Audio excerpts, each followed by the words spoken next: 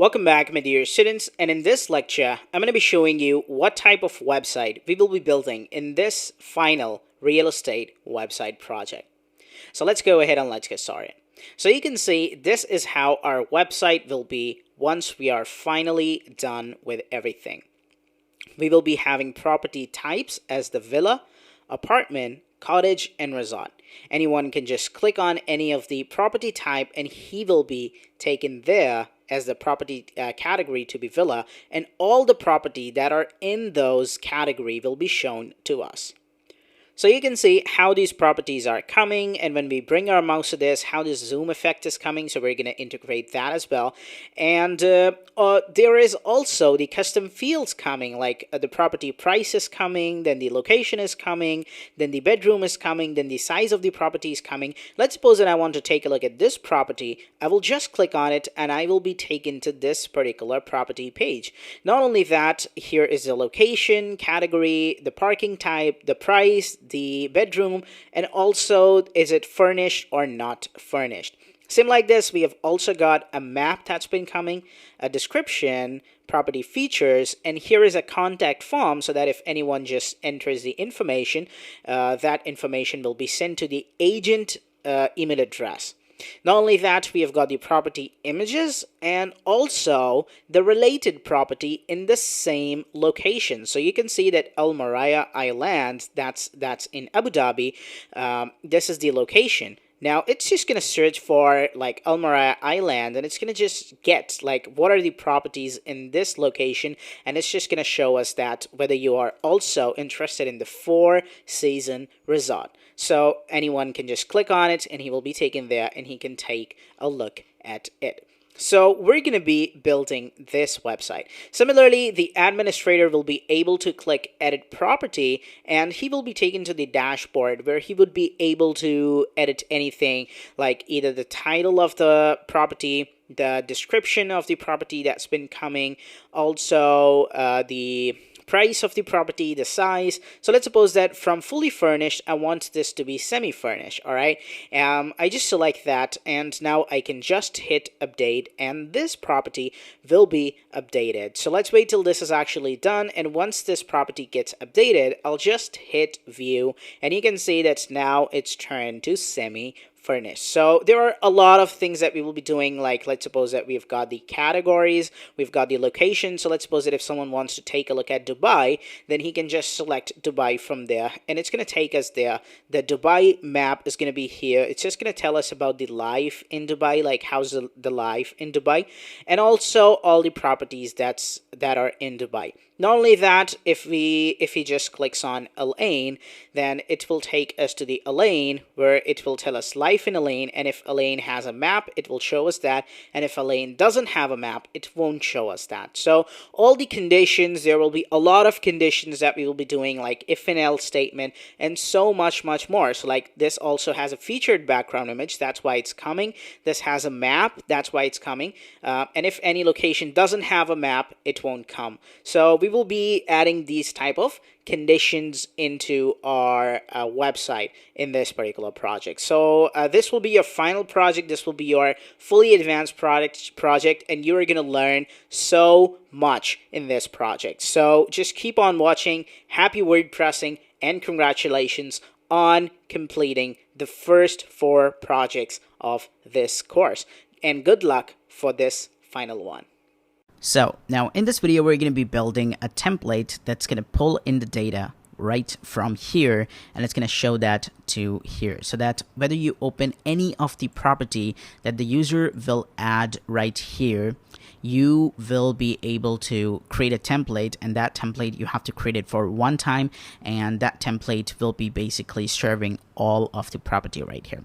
So make sure that you do have the Elementor and the Elementor Pro version, because since we will be dealing with the templates, you basically have to get this Elementor Pro version. Now, if you haven't bought it yet, then what you can do is that you can click the resources, you can click this link. The link is basically an affiliate link, and when you purchase it from that, I'm going to get a small commission.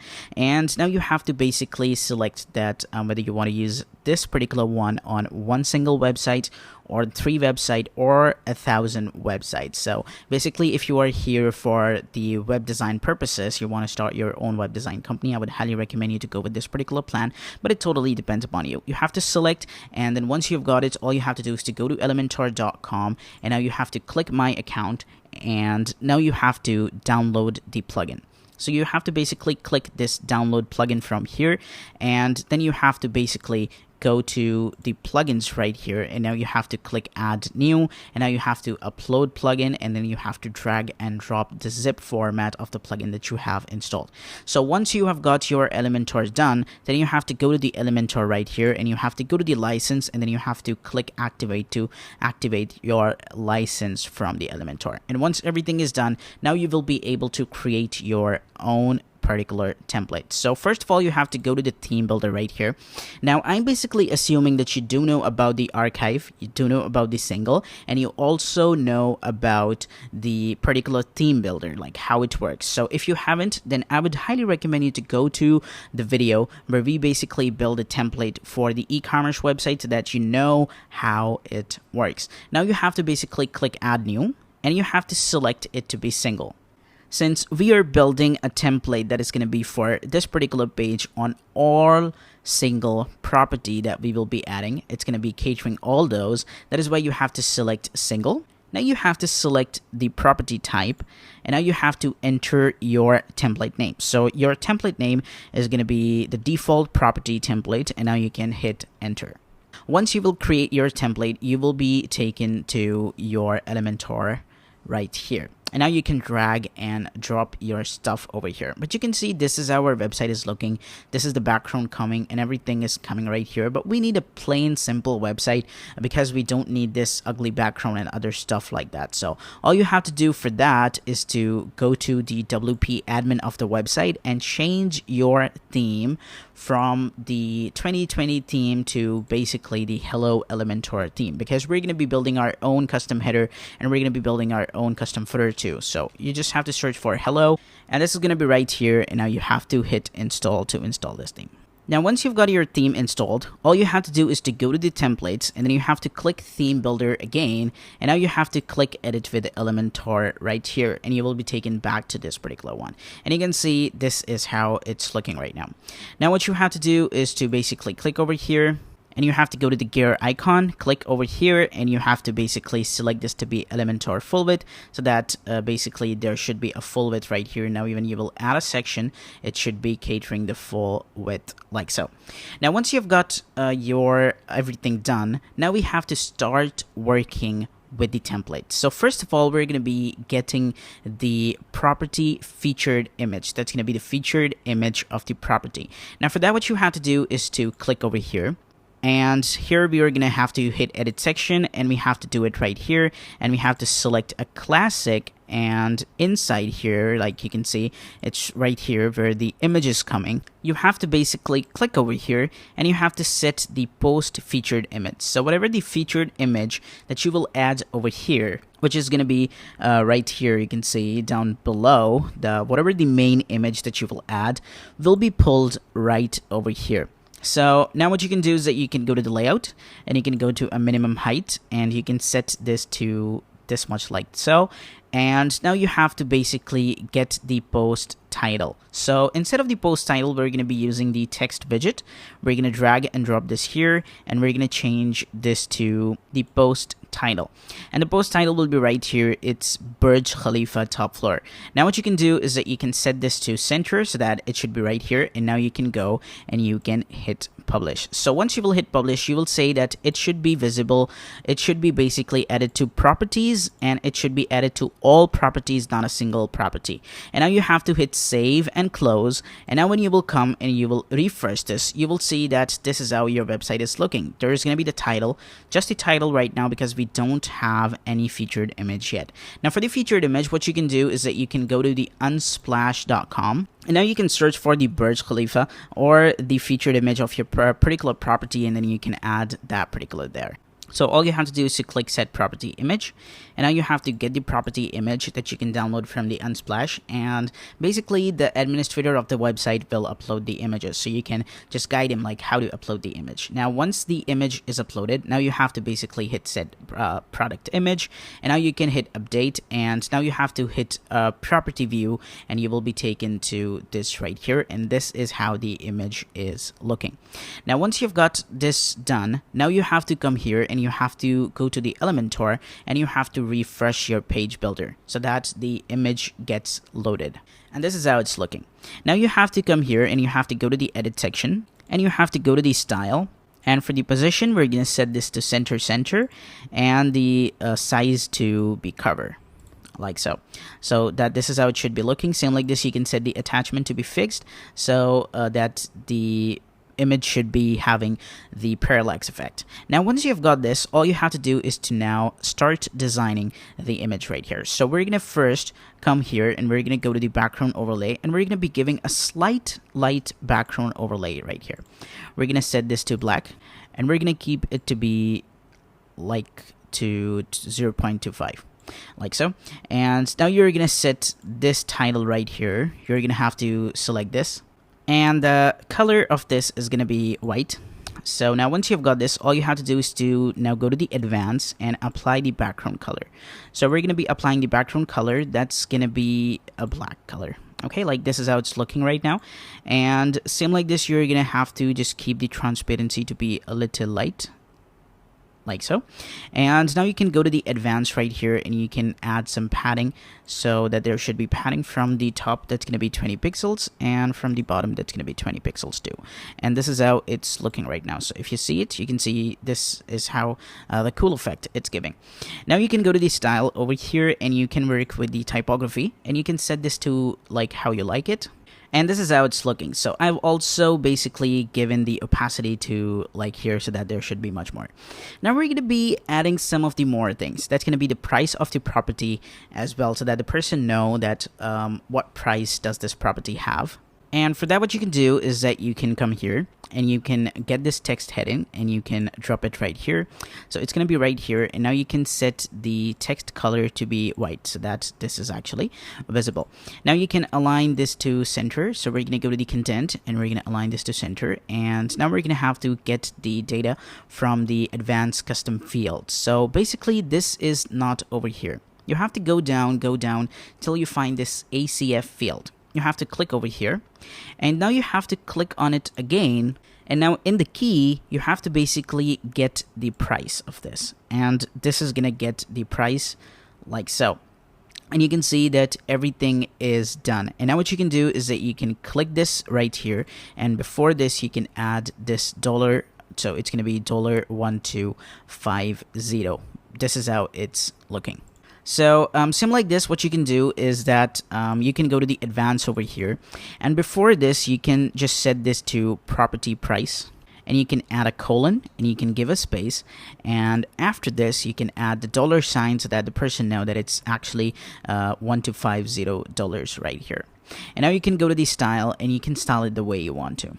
And now we're going to be adding something that's going to be about the property. So about the property means that this property that we have added over here, it has a category as apartments, and it has a location that's the downtown. So all you have to do is to now come here, and you have to basically look for the post info, because we're going to be adding the post information, and now you have to drag it and drop it right here.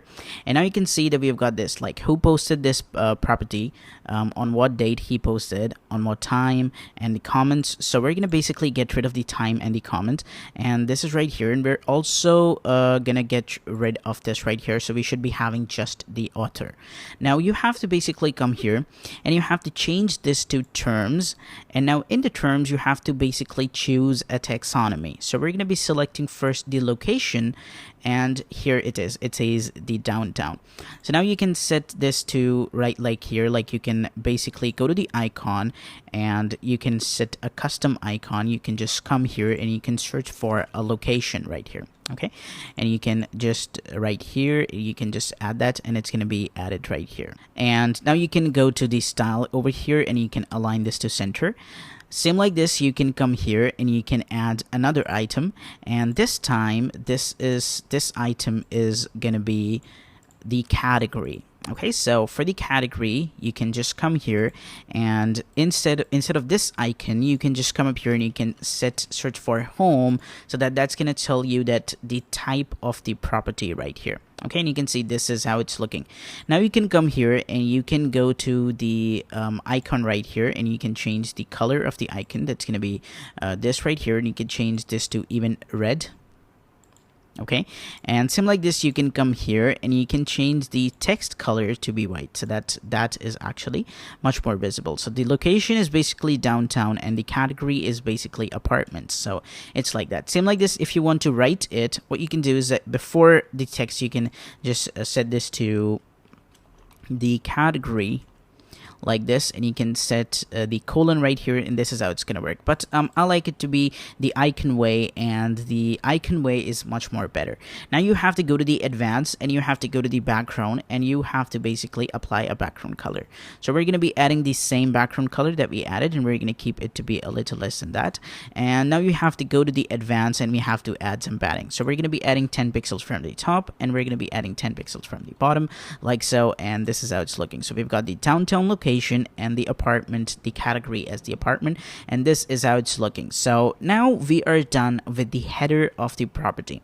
Now in the next video, we will be adding below here the information of the property. Like you can see, we've got the size of the property, we've got the property type, we've got the property features, we've got the parking, the number of bedrooms, the location, and the agent email and everything. So in the next video, we will be talking about like how to work with it. So stay tuned guys, and bye bye. So as you guys do know that in the previous video we actually designed this. Now in this video we're going to be taking it to the next level, and we're going to be building something more. But first, let's just click to this section and let's add 1200 pixels. You can also add 1280 pixels as well, so that there is much more of that. So we're going to be now following this 1200 pixel to each and every block that we add down below.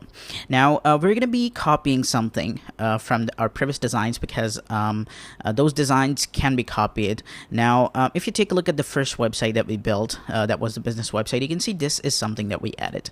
Now we are going to be copying the exact same strategy that we used over here. We added a section, then we added a column, and inside that column we added an intersection, and then we used 4 columns, and then we also added border right over there, and then we added the counter effect. Same like this, we're going to be using the exact same strategy, and we're going to be getting these particular property details that we have over here simultaneously.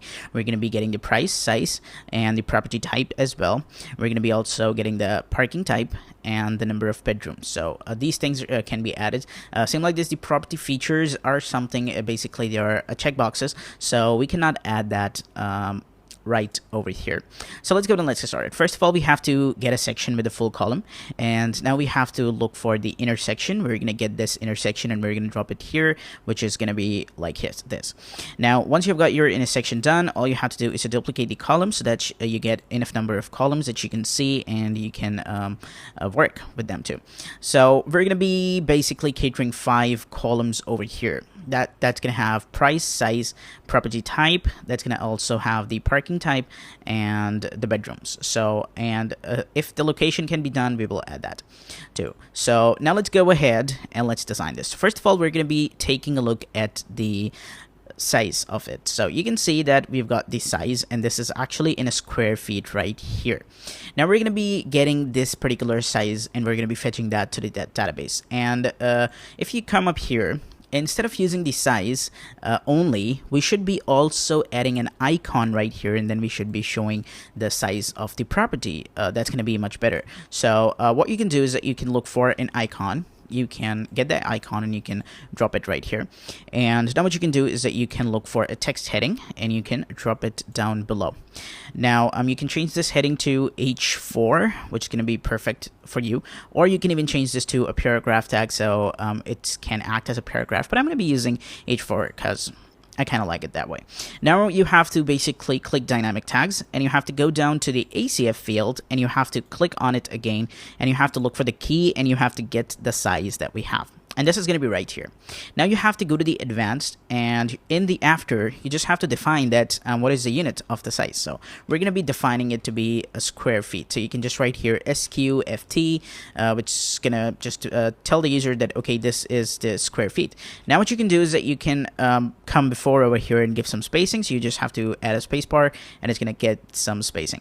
Same like this, you can also use the HTML function that's going to add that into the subscript. So all you have to do is to basically type in here this angle bracket open, and now you have to type in here sub, okay, and now you have to close this angle bracket. So it's going to convert that into a subscript right over here.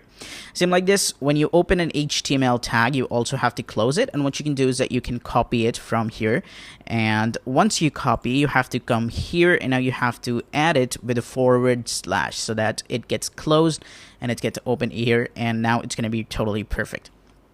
Now you can see this is how it's looking. Same like this, what you can do is that you can now align this to center, and now you can design it the way you want to. So as you can see that I've designed this, I've chosen the Montserrat 21 and 300 to be the weight. Now you can click over here to this particular icon, and you can choose the icon respectively. So since we're talking about the size, now for the size there is a lot of icons that you can take a look at, and you can choose wisely.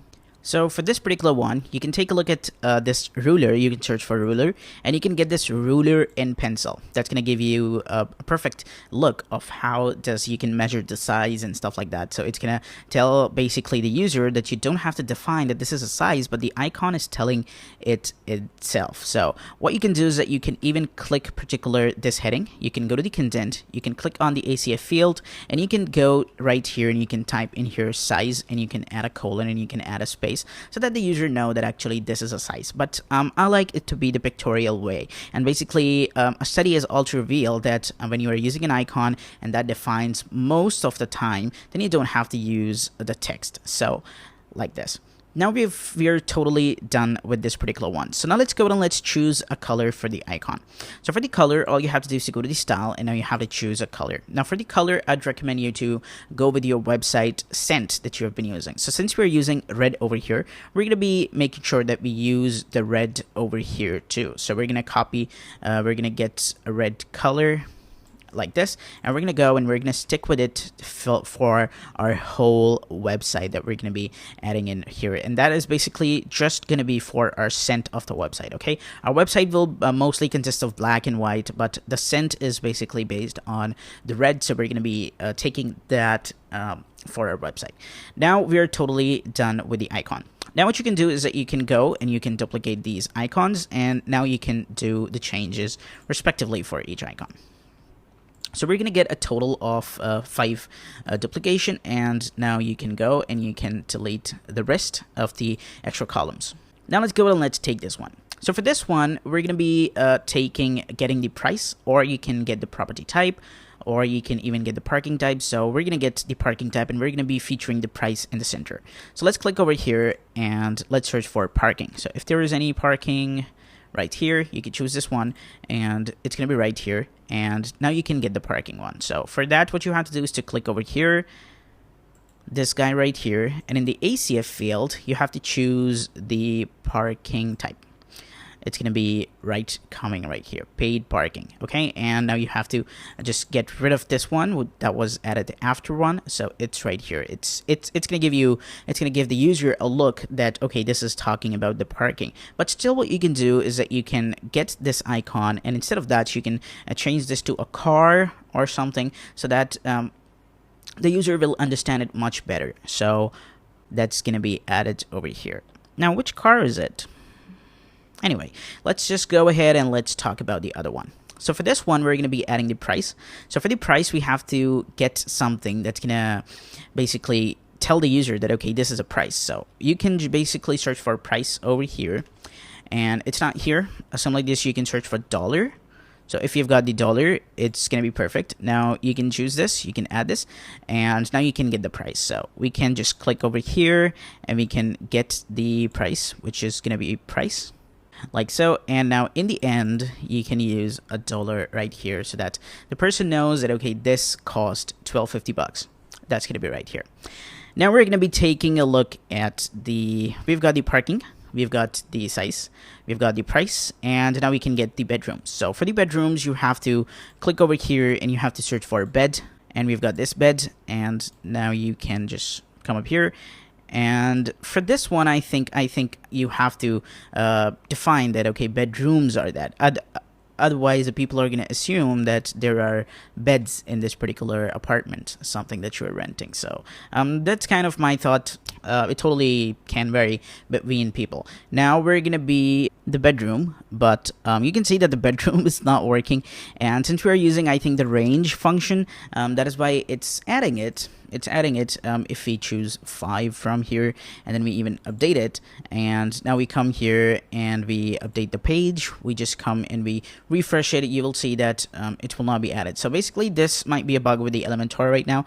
Maybe by the time if you are viewing this video, this will get resolved. But if it doesn't get resolved, then you have to sadly choose a different type of taxonomy. And for that, what you have to do, you have to go to the custom fields, and now you have to go to the field groups. We're going to be taking a look at the bedrooms right now. We're going to edit it, and instead of the range, we're going to get the number. Okay, and that's all. We're going to keep it that way. And now you can go and you can hit update. Now, once you hit update, you have to click here and you have to refresh this. And when you will refresh this, you will see that it should be having the bedroom, which has the number 5. And now you can go ahead and you can hit update. And now if you will come and you will refresh this particular page, you will probably get that bedroom right over here. So we're going to get this. We're going to go to the content, the ACF field, and we're going to get the bedrooms. So we've got 5 bedrooms. Okay, not the 5 square feet. So we're going to click and we're going to get this. And now we're going to just type in here, and it's gonna show the 5 over here. Or you can even change this to the bedrooms only, so that it's gonna be much better. Now if you will click over here, you will see it like that. And the last one is gonna be for our location. So you can add your location. You can also add the parking. So we are totally done with everything. This is the one that is left. We're left with the property type. So you can just come here and you can now get this property one. So you just have to click and you have to get the icon. And for this one, you just have to search for the property. So for the property, I'm getting this home on searching for home. I'm going to add this. And now here for this one, you can now get the type of the property. You can just click over here, you can just go to the size, and you can select property type, which is going to get the type of the property that's going to be fully furnished. And now you can go to this particular one and you can get rid of that. So we are now done with the information that is going to be necessary for our product. And this is how it's looking. Now what you can do is that you can hit update, and this is how your website is looking. Even if you now will come and refresh this page, you can see this is how it's looking. So now we're going to be going ahead and we're going to be bringing this to the top right over here. So first of all, what you have to do is to apply the background color. And before adding the background color, I want you guys to come up here to the column and make sure to come here and set the padding to be 0 right here, so that there should be no padding between that. Same like this, you have to click to this particular one and you have to set the margin to be 0 so that it just comes the perfect way.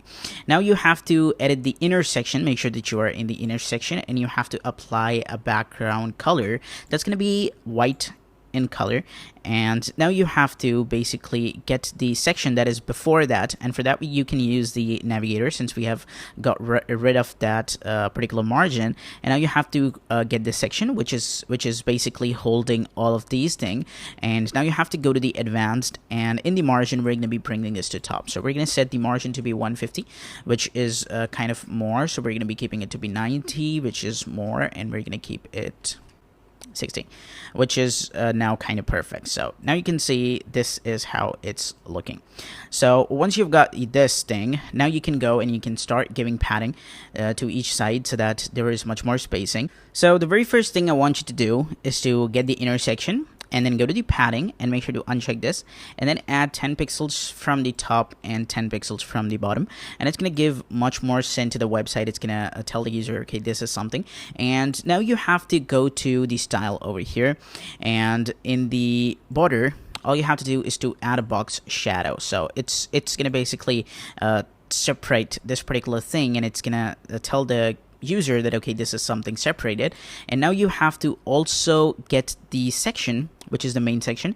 And now you have to go to the layout, and you have to set this to 1200 pixels so that it basically matches the exact same width and height that we have been doing over here. And now it kind of looks good. Now what you can do is that you can get this particular column, and now you can go to the style over here, and you can go to the border, and you can add the solid border to the side of this, which is going to be the right side. So we're going to be adding 1 pixel, and that's going to be great. And now you can view it, you can see it, how does it look. So this looks kind of dark right now, so we're going to be keeping it to be light. So now it kind of looks good, right? Now what you can do is that you can copy the style. You can come up here, you can paste the style, and you can paste the style over here, and you can paste the style over here too, which is going to be the last one. Now if you will come and you will refresh this, you will see that now your website kind of looks much better. Same like this, there is one more thing that you have to do, is to just get this column again, and intersection, and make sure to add some more padding. So we're going to be increasing this to approximately 15, and this guy to 15 too. Okay, and now it looks good. So once you've got your intersection done, now you can go and you can use this particular one down below over here. So that's going to give the send to your website too. So we're going to get this particular intersection. We're going to click this color style, and we're going to go to the border. And now we have to select it to be a solid one, and we have to add in the bottom, we're going to add 4 pixels, and we're going to be adding it to be the red one, so that we have been using. And now if you will click and you will see it to be like that, you will see that this is how it's looking, and it looks good. So now I want you to come here and set this to from 0.5 to 0.2, so that the opacity should be very much less, and now it should be perfect. So now you can see that we are fully done with the website. Now if you will come and you will view this property, you will click over here, you will click view, you will see that this is how your website is looking, and your website kind of looks good right now. Now in the next video, we will be talking about how to show the description. We will also be talking about how to add a map, and we will also be talking about how to show the information of the agent so that the person can contact, and we will also try if a person can also contact via the form. So we're going to be talking about these particular stuff in the upcoming videos. So stay tuned guys, and bye-bye. Hey, what's up guys, and welcome back. So now in this video, we're going to be talking about the content that is inside over here. So we're going to be displaying this particular content that we add to our post, and we're going to be showing that right over here. So if you take a look at the this right here, we're going to be getting the content over here, and we're going to be showing that here. But you can see that this is how the content is looking, and we don't want it that way. You can see that there is the Gutenberg that is actually being taking place, and this is how it's looking, and we don't want to give our user the experience of this way, because the user can do it this way and this way, and this content this Gutenberg window is not good. There is basically no panel, and the user just have to see it in a full screen mode. And so what you can do to prevent that is to just click over here, and now you have to go to the plugins, and then now you have to go to the add new, and you have to search for a plugin that's called the Classic. Okay, so we're going to be installing the Classic editor that came up with the WordPress when the WordPress was actually there, and I think Gutenberg came with the WordPress version 5 or 4. Maybe it's been a long time since the WordPress 5 is released anyway, so that is why I just can't remember. But then you have to basically install this plugin, and now you have to hit activate, and now when you will come and you will go to the property, and now you will click this all properties, and you will view that particular one. You will see that it will be changed like this. Okay, so now it kind of looks like you are basically dealing with the product type. So this is basically now much better way, and this kind of looks much better too. So now what you can do is that you can go to the lipsum.com, and you have to basically copy the content, and you have to paste some of the content so that there should be content showing for the website. And now you can go and you can hit update. So now once you update it, all you have to do is to basically come up here to this particular one, and now you have to refresh this so that the page gets reloaded, and everything from the database also gets reloaded right there. Now when you will refresh this page, basically this title that you have written over here will turn into gray, but when you will click over here, you will see that it will be totally perfect. I think this is basically a bug with the Elementor. Hopefully they will resolve that in the future. Now what you have to do is to just click over here, now you have to add your structure. So basically now we will be adding our structure to be in a sidebar, okay, because we're going to be having our content, and then we will be showing our sidebar right there, so that there should be the property features that we have added over here. So we're going to be selecting this particular one, and you can see it's right here. And now we have to click this section, and we have to go to the advanced, and in the margin we're going to be basically giving some of the top margin. So that's going to be 200, and 200 is pretty much, so we're going to be keeping it to be either 150 or 100, and 100 is fine. Now once you've got it, all you have to do is to also go to the layout and make sure to set this to 1200, since we're dealing with a 1200 right now, and now it's kind of perfect. Same like this. Now you can do is that you can resize it, and you can keep it to be 70 this and 30 this, so that there should be the sidebar and here should be the content. So now once you've got this, all you have to do is to now get the heading. And for the heading, you have to just drag this heading and you have to drop it. And now you can change this heading text to basically property details or property description. It totally depends. So we're going to be adding the property details. Now for this property details, we're going to be getting the post content that we have. We're going to drag this and we're going to drop it right here, and this is how basically it's going to look like.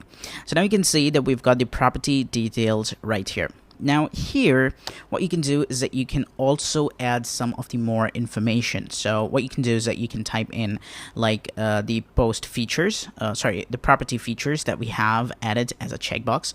And same like this, you can also add a Google Map icon, Google Map function that is basically here with the Elementor. You can just search for Google Maps, and this is right here, and you can drop it right here.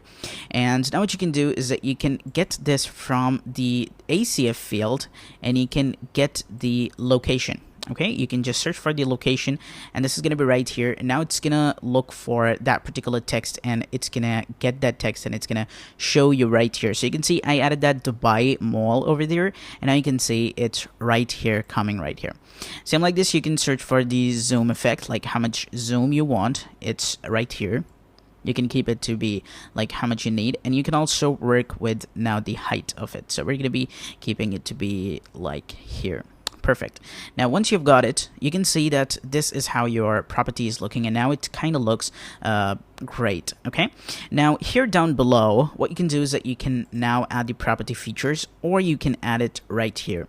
But we're going to be adding it to be right here, so we're going to be getting the text editor. We're going to drop it right here, and here we're going to basically come here, select the ACF field, and we have to click on it again, and inside the key we're gonna go to the property features, and these features should be right here: swimming pool, Wi-Fi, sauna, and balcony. And now what you can do is that you can go to the advanced, and before here you can just type in here property features, or what you can do is that you can just get a text heading and you can drop it there, and you can type in the heading of that these are the property features. Okay, so we're gonna be probably coming up here, and we're gonna be adding that as the before content. Okay, so we're going to be typing here property. You can add a semicolon, a colon right here, sorry, and now you can add it. And same like this, what you can do is that you can even make it bolder. So for the bolder, what you can do is that you can type in here this angle bracket open. You just have to type here B, and now you have to close it. So once you close it, you can see this whole heading, or this whole thing that we have over here, is going to be in the bold, but we have to close the bold till we get the features done, like here. So what you have to do for that is to just type in this angle bracket open slash, and then you have to type in here B, and now you have to close the angle bracket so that it should be only till this right here. Now we've got swimming pool, Wi-Fi, sauna, and balcony, and everything is coming like that. So now down below here, you can now add the information about the agent, like who basically has this property currently. Same like this, there is also one thing, and that is the image. Basically, the image gallery is missing here, and that is basically done with the ACF Pro version. So I would not recommend you to go and buy the Pro version, because ACF Pro version cost a lot of price right now, but since if you are basically building it for a client, you can get the ACF Pro version. Okay, and then what you can do is that you can go ahead and you can get that gallery, and you can drop it right here, and now you can get the ACF gallery from this ACF gallery field, and then you can get the images of the property right here. But since we don't have the Pro version, we're going to be doing something that's going to be a hack, and I'll show you how you can go and how you can add an image field right in the field groups right here. So if you basically go and you take a look at here and then you click edit, you can see that we have got an option for the image to get upload. Okay, we don't have any option for basically you can go and you can add any of the number of the images, basically add galleries. We don't have the option to add gallery, but we have an image option for the image to get upload. So we will add 3 or 4 image fields over there, and then we will call those right on our property page that the user can basically add 4 images maximum, and then those images will be called right over here right now. So we're going to be doing that later on, but you can see this is how right now our website is looking. So now what we're going to do, we're going to make it have a box shadow as well. So we're going to go to the advanced, we're going to go to the border right here, we're going to go to the box shadow, and it should be having a little box shadow right here so that it's going to look much better. Now what you can do is that you can basically set this to 0.2 so that it's going to be really very light. We're going to be keeping it to be 0.3. That's going to be much fine. Now you have to go to the advanced and you have to go to the padding over here, and we're going to be giving some padding that's going to be 20 pixels from each side, and now it kind of looks much better. So you can see we've got this heading coming, and then we've got the property details. Same like this, you can make this one as well in the border right there. So you can go to the advanced right here, you can go to the border, you can go to the box shadow, and you can apply that, and you can now set this to 0.3 as well, and this is how it's looking. So this is basically kind of giving now the booking.com effect. So if you take a look at the booking.com, you will see that booking.com websites basically they do have that thing. You can see how is it looking. So we've got this, we've got the description, we've got these right here. So these are actually having a little less shadow. So now you can see that we are done with this right now. So in the next video, now we will be talking about how you can go and how you can get that gallery function and how you can show some of the more images right down below or right here so that the user can see. So stay tuned guys, and bye-bye. Hey, what's up guys, and welcome back. So in this video now we're going to be talking about the ACF Pro and the gallery. Now basically the ACF Pro version, Advanced Custom Field Pro version, will allow you to create a gallery. Now this is pretty expensive right now. For one single website it's going to cost you $49, which was the cost of the Elementor Pro itself. But for just the gallery function, just adding that particular function on your own particular website, and if you are on a low budget, I would not recommend you. If you can, definitely go for it. It's going to give you more customizability because you can use the Elementor gallery function, and you can add a slider right over here so that the person can slide through and even click on image and view that. But if you are on a low budget and you don't want to do it, then I'm going to be showing you a hack right now. So if you want to do it, all you have to do is to download the Pro version. You just have to upload that like you do it with the Elementor Pro, and then what you have to do is to click over here, go to the field groups, and you have to basically edit it, and now you have to add another field, and here now you will see the gallery function right over there. All you have to do is to just add that, and then when you will click edit over the property, you will be able to create a gallery. So you have to basically upload multiple images, and once you are done with that, all you have to do is to now search for the gallery over here, and you have to drag this and you have to drop it anywhere down below or anywhere you want to add. So let's suppose that you want to add it over here, you can just add it, and you can now get the ACF gallery field, and it's going to get that, and it's going to show all the images right from your post.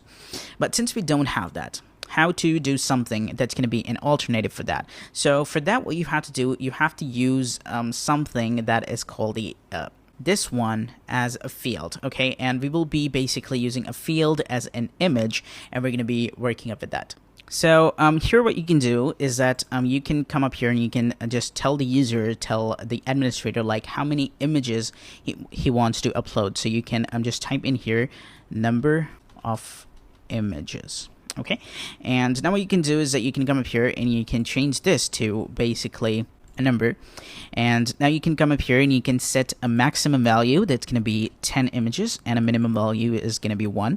And now the person has to just define like how many number of images he wants to upload on basically this particular property that he is adding. So when he will select it, he will add that. Then we will take a look and we will add those particular fields. So what you have to do is to add this field, and now you have to add this to image 1. Okay, and now what you have to do is to just set this to basically image. And now here down below, you have to click this conditional logic. And now you have to say that if the number of images value is greater than 0, which means that it should be 1, then what you have to do is to show this particular field. Now, once you have added it, all you have to do is to just duplicate it, till you get more. And now you have to set this to image 2, which is going to be right here. And now you have to go down where you see this number of images is greater than 1. And for this one, you have to change this to image 3. And now you have to say that if the number of images are greater than 2, then show the image 3. And for this one, we're going to be setting this to be image 4. And we're going to say that if the image's value is greater than 3, then show this. Okay, so this is how basically it's going to work. And now what you can do is that you can duplicate it once more. So it's going to be the image 4 once again. And now you can change this to image 5. And now you can go down and you can change this to image 4 right here. And you have to do it till every 10 images or the number of images that you want to allow your users to upload. So you can see that the number of images that we are setting here as the maximum is 10.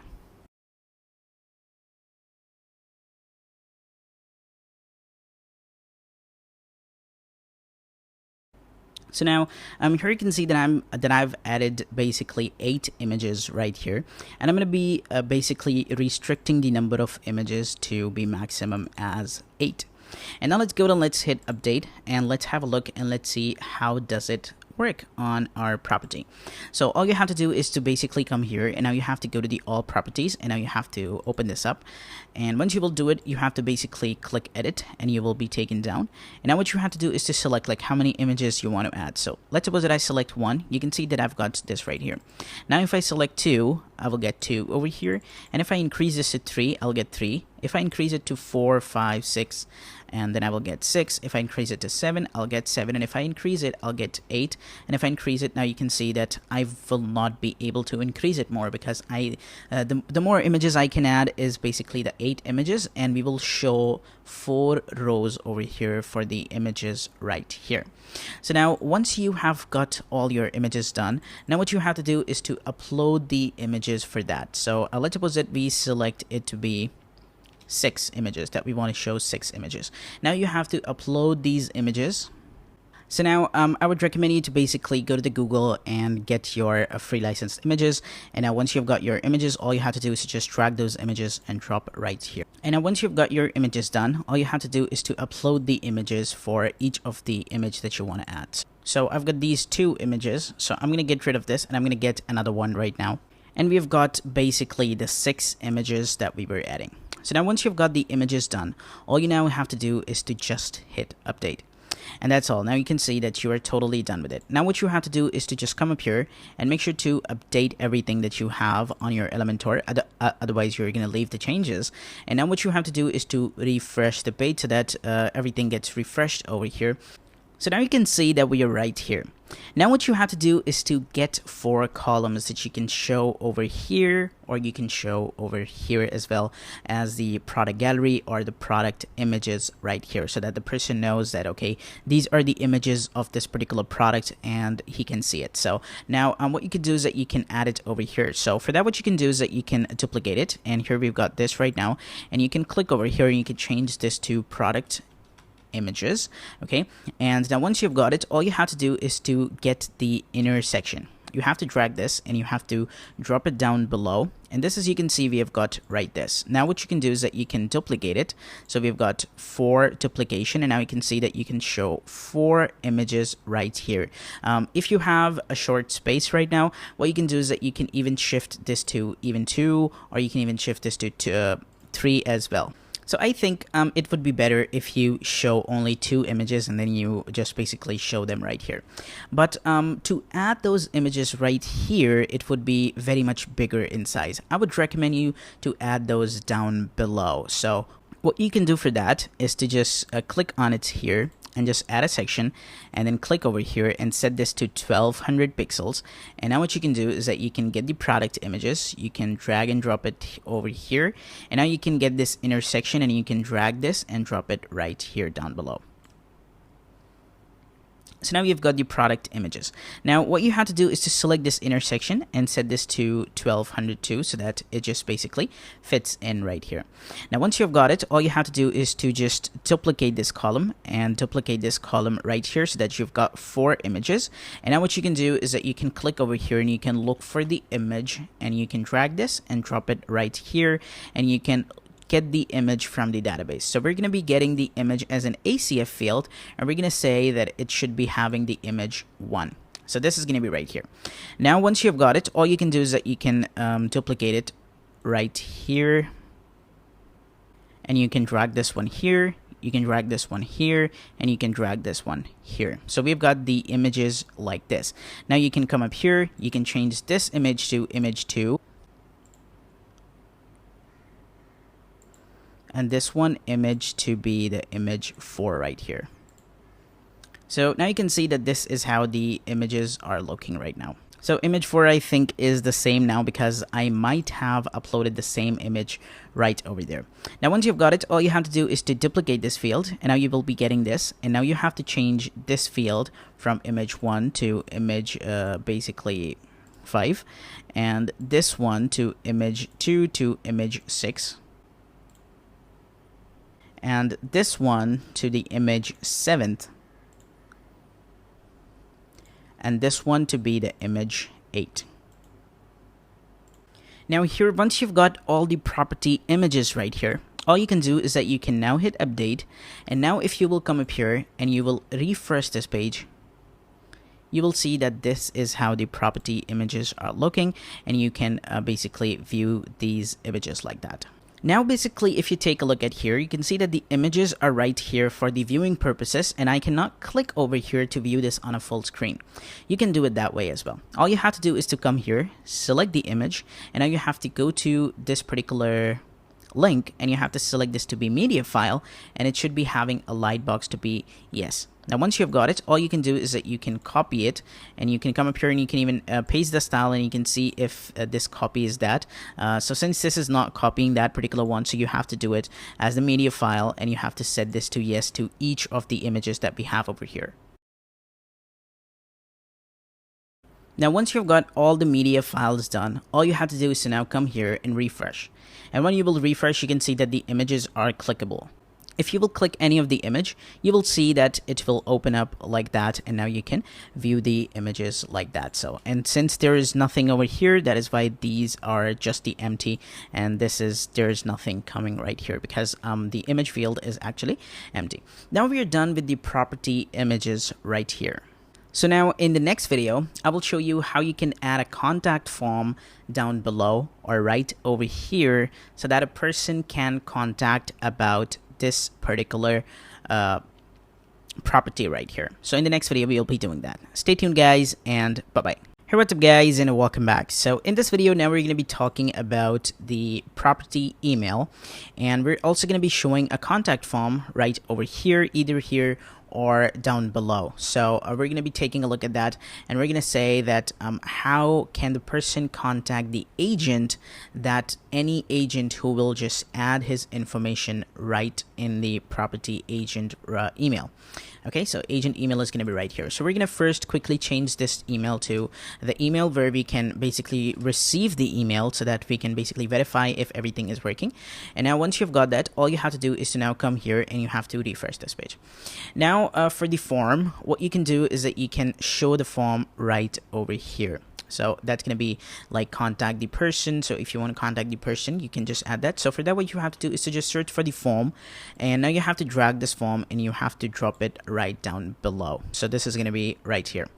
And now once you've got your form done, all you have to do is to now work with it. So we're going to be talking about the fields later on, but first what we have to do is to just come up here, and now we have to get the heading over here, and we have to just add this text, and we have to change this to contact. Okay, and once you've got this, all you have to do is to now select this form right here, and now you have to go to the advanced, and in the border you can go and you can add a box shadow, and you can even set this to 0.3 or 2, and you can now go to the advanced, and in the padding you can add some padding that's going to be 10 pixels like that. So this is how it's looking. It says contact about this property. So now it's going to be the name, here is going to be the email of the person, and here is going to be the message of the person, like what he wants to say about this particular property. So let's just go ahead and let's add the things over here, and let's start editing the form, and let's work with it. So first of all, what we have to do is that we have to get the title of the property, so that it should also be added over here, so that when the form will be sent, the user, or basically the person who is going to receive the email right here, will know that okay, he is talking about this particular property. If he is basically adding 2 or more properties on a website, if that particular agent, then he should basically distinguish between those properties. So for that, what you have to do is to just add an item, and here the label is going to be the property. And now what you can do is that you can come up here and you can set this to text, and now you can come up here and you can get the default value. Okay, and you can come up here down below, and in there where you see this post title, you just have to click over here, and you can see that this is coming right now that says that okay, this is actually the property title. So you can bring it right here so that it should be right over here. Now once you have got your property title right over here, now what you have to do is to hide this as well, because we want to hide this. We don't want the user to basically see this, because the user can either change this and then there will be a problem for that. But you can go and you can set this to hidden, so that a user will not be able to see this property title right over here. Now in this ID, what you can do is that you can change this to property title. So this is now basically a short code that you can copy and paste it right in the email down below, and you can just get those fields right there, so that okay, that this is basically the ID or the title of the property. Okay, right in the form fields that we have over here. So we've got the property title, which is hidden, and it's gonna be getting it from the title of the property that's gonna be right here. Now once you've got your property title done, now what you have to do is to add another item, and now this item is going to be an email, and what you have to do is to change this to basically agent email. Okay, and now what you have to do is to just go to the advanced and click dynamic tags, and go down till you find this ACF field. You have to click on it, and then you have to set this to agent email, so that the agent email is going to be getting from here. And now you can change this to agent email. Okay, and this is basically the field ID now that is going to be added over here. So this is basically the agent email. You have to come here and you have to basically now add this to hidden, so that this should be hidden right here, and basically that particular email will come from the database, and now we will get that email, and we will use this short code to send an email to this particular agent. Now what you have to do is to copy this particular short code, and now you have to go down where it says actions after submit. So actions, when someone will click submit, basically this one, the email will be sent, and that email will be sent to not this email but to the agent email. Okay, it will be sent to the agent email, and now it's going to be not new message from my WordPress, it's going to be inquiry about your property. And now you can come up here to the form fields, you can go to the property title, you can go to the advanced, and you can get the property title. You can now go down and you can get the email, and you can just put this in the inverted commas and you can just paste it. Now once you've got your subject done, here's going to be the message field, and now in the field there's going to be the email of the person who is going to be contacting, and now you can go and you can hit update. So now once you are fully done with it, all you now have to do is to come up here, and now you have to click view property, because now we're going to be just sending the information. So now we're going to be adding the information. We're going to be changing the email to info@itanzeel.com, and we're going to send in the message, hey, I am interested in this property. Okay, and now what you can do is that you can click on send over here, and it says the form was sent successfully, which means that the message will now be sent to the email that the person will have written right down here. So it should be sent to this particular email address. Now what you can do is that you can go to your Gmail or the email address that you added over there, and you should have received an email. It says right this.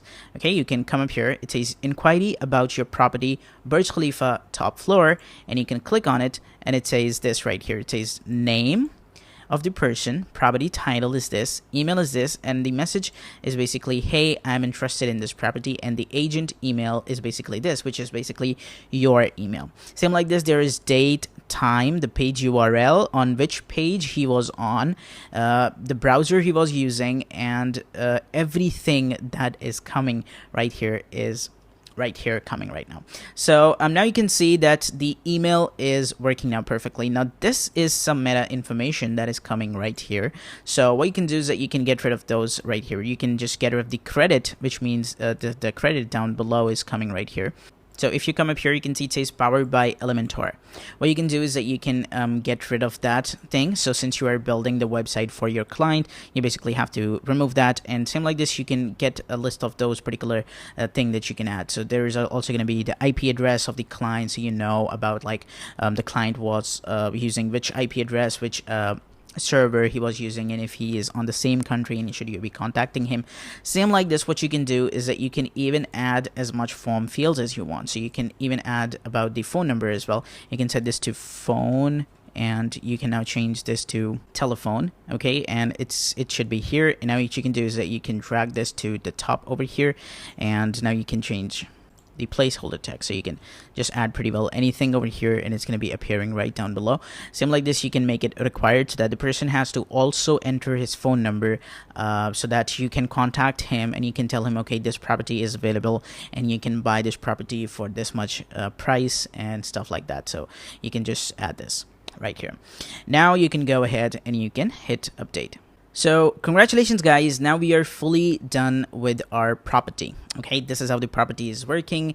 The person can even contact about this property, and whatever the agent email is going to be there, that particular email will be, this particular form will send the email to that particular agent. Stay tuned guys, and bye bye. Hey, what's up guys, and welcome back. So now in this video we're going to be fixing a bug that is basically a category bug that is coming right here. So if you take a look at the post and then you go to the category, you can see that the category works like that. So there is apartments, cottages, resorts, and villas that is coming. Same like this. Now if you go to the property and then you click categories over here, the same are coming. So basically this is conflicting with this right here.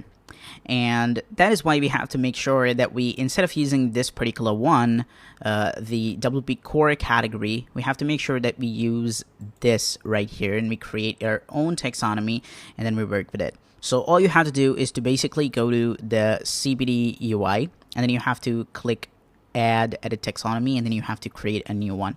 So let's suppose that if you can see that we have an apartment, which is the count is equals to 1 because we have an apartment there and we have added over inside our all properties. But now if we just go and we take a look at view right here, it's not working. And that is why because this is conflicting with each and every one.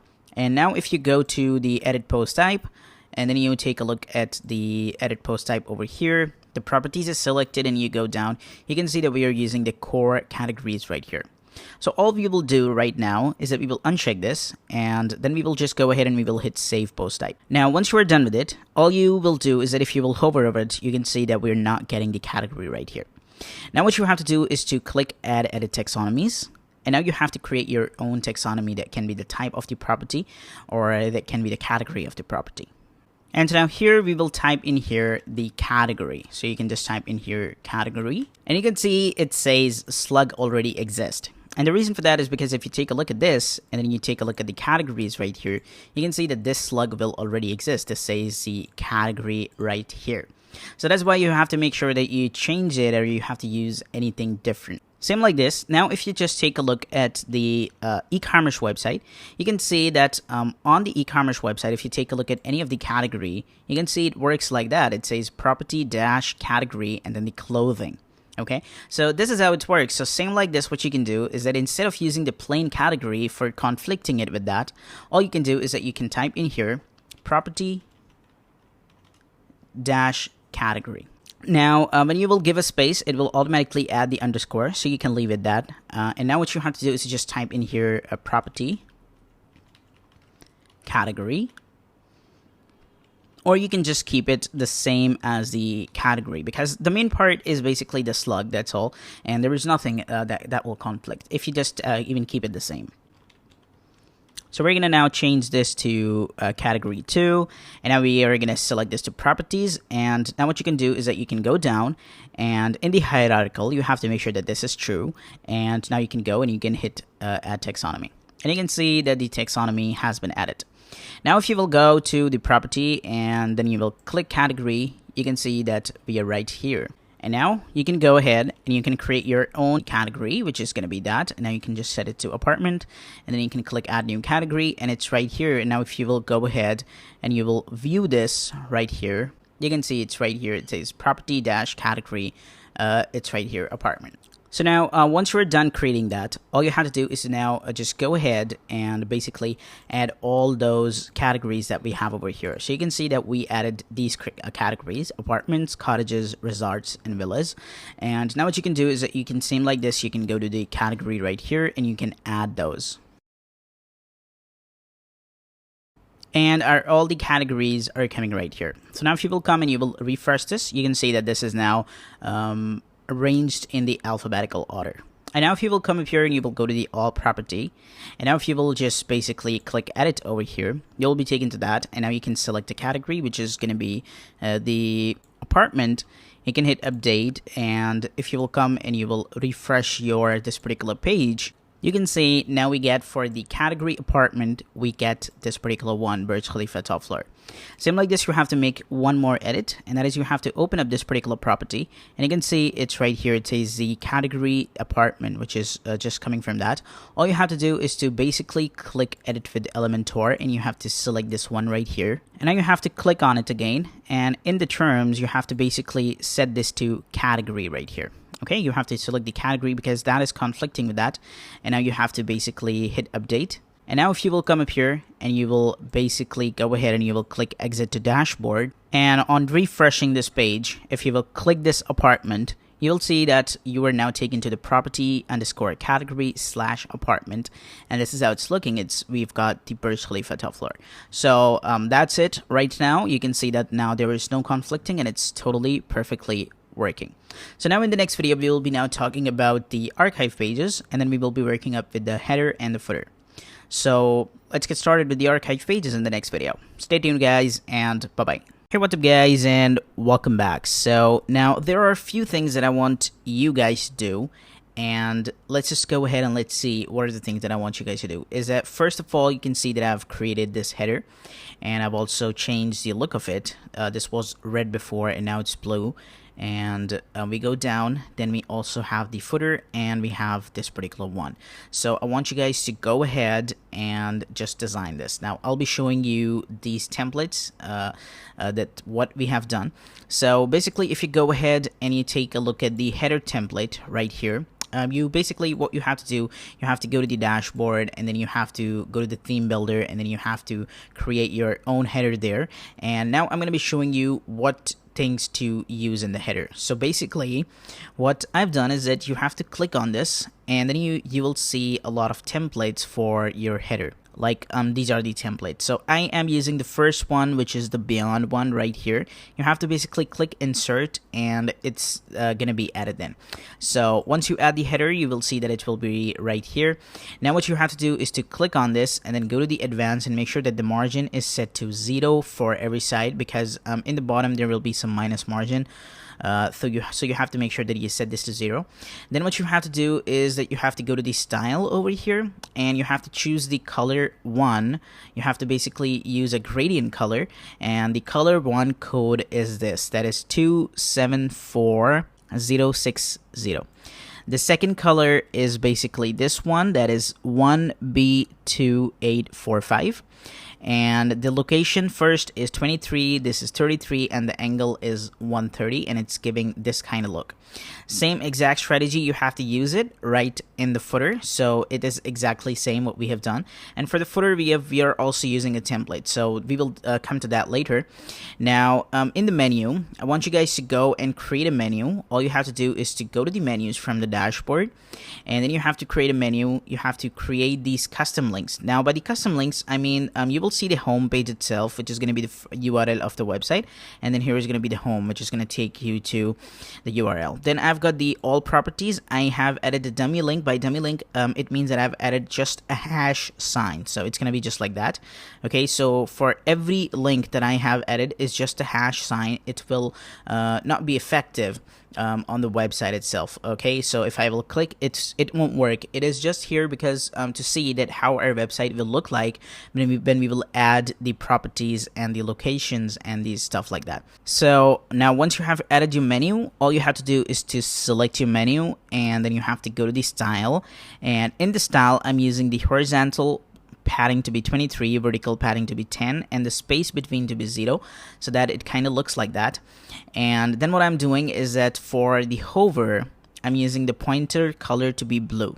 Okay, the blue color code is this, which is 5899E2, that you can copy and paste. Same like this in the content over here. The pointer is basically set to the background, so it kind of looks like that. Then the number is same, I have not changed anything, and it's just like that. Okay, then your header will be done. So once you're done with the header, I want you guys to go to your footer then. Okay, so you have to basically go to the WordPress, you have to go to the theme builder, and you have to create a footer that you guys already know, so I don't have to explain you. Then in the footer, basically what we're doing is that we are also using a template. So you have to click that guy over there, and you will see a template down below. This one right here. So you can see I'm using this particular template over here. This is basically set to gray right here, but here I'm using the color combination that I'm using with my website. So for the website, I'm using the exact same color combination I showed you before, and you have to use the exact same angle with that, and that's all. It's going to be perfect. Same like this, you have to click on this right here, the content testimonial carousel, and then you have to go to the style over here, and where you see this bubble, you have to change this to this as well. So it's going to be 335C81, which is going to be the background of that. Okay, and everything will be designed. Then what you have to do is to come up here to this last section, and you have to set this to black color, and this to be the white color, and this to be the white color too, so that it just looks perfect. So once you're done with each and everything, your header will be completed. So once we're done with the header and the footer, I want you guys to just go to the property that was the Burj Khalifa property, which is right here. And then I want you guys to go to the edit with Elementor, and you have to basically just use this default property template that we created, the single template, and you have to now edit this. So in here, you have to do some changes, which is going to be the icon of this. And for this icon, you have to choose the blue color. So I'm going to be telling you the blue color code right now, which is going to be 65AFFF. Okay, and the same color is being used over here, and the border right down below is also the same. Okay, then we go down, and there is nothing that we have to do more. So once we're done with the template, the header, and the footer, you will be done with the website. So once you are done, then I want you guys to do one more thing. And that is, you have to go to the properties, and then you have to go to all properties, and you have to add these particular properties. Okay, so you can see that I've added a lot of properties, and these properties are in different type of categories that we have added. So if you go to the category section, you will see that we've got apartment, cottages, resorts, and villas. So here we've got the villas, 14 villas, we've got resorts, we've got cottages, we've got apartment. So all you have to do is to basically just click add new, and you have to add a title, add the description, add the property details, which is going to be the price, the size, and the property type, and the property features, and the just like that. And you have to select the location, and you have to select the category, and then you have to add the particular featured image, and then you have to publish it. And when you will publish it, the property will be published, and it's going to pull in the template that we have built. So now if you open up any of the page, you will see that it's gonna be like that. It's gonna basically get the featured image, it's gonna get that, and then it's gonna be birth by the location and the apartment. So if you click anything, if you click apartment over here, you can see we're taken to the category apartment, and these are all the apartments coming right here. So you can open up any of the apartment right here, and it's gonna be like that. So I want you guys to do that. At least you should be having 30 posts, or maybe just keep in mind that it should be more than 15, so that when you are designing the archive page, you should be able to work with the pagination and stuff like that. So I want you guys to have at least 15 properties, and you can choose different type of locations and different type of categories, and you can work with it. So same like this, we've got a lane. For a lane, we've got, you can see these posts, these properties in the location of a lane. Now once we're done with that, then I want you guys to design your home page as well, because you guys don't know how to design a home page. Okay, you guys have designed the e-commerce website homepage, which is amazing that you have designed it yourself.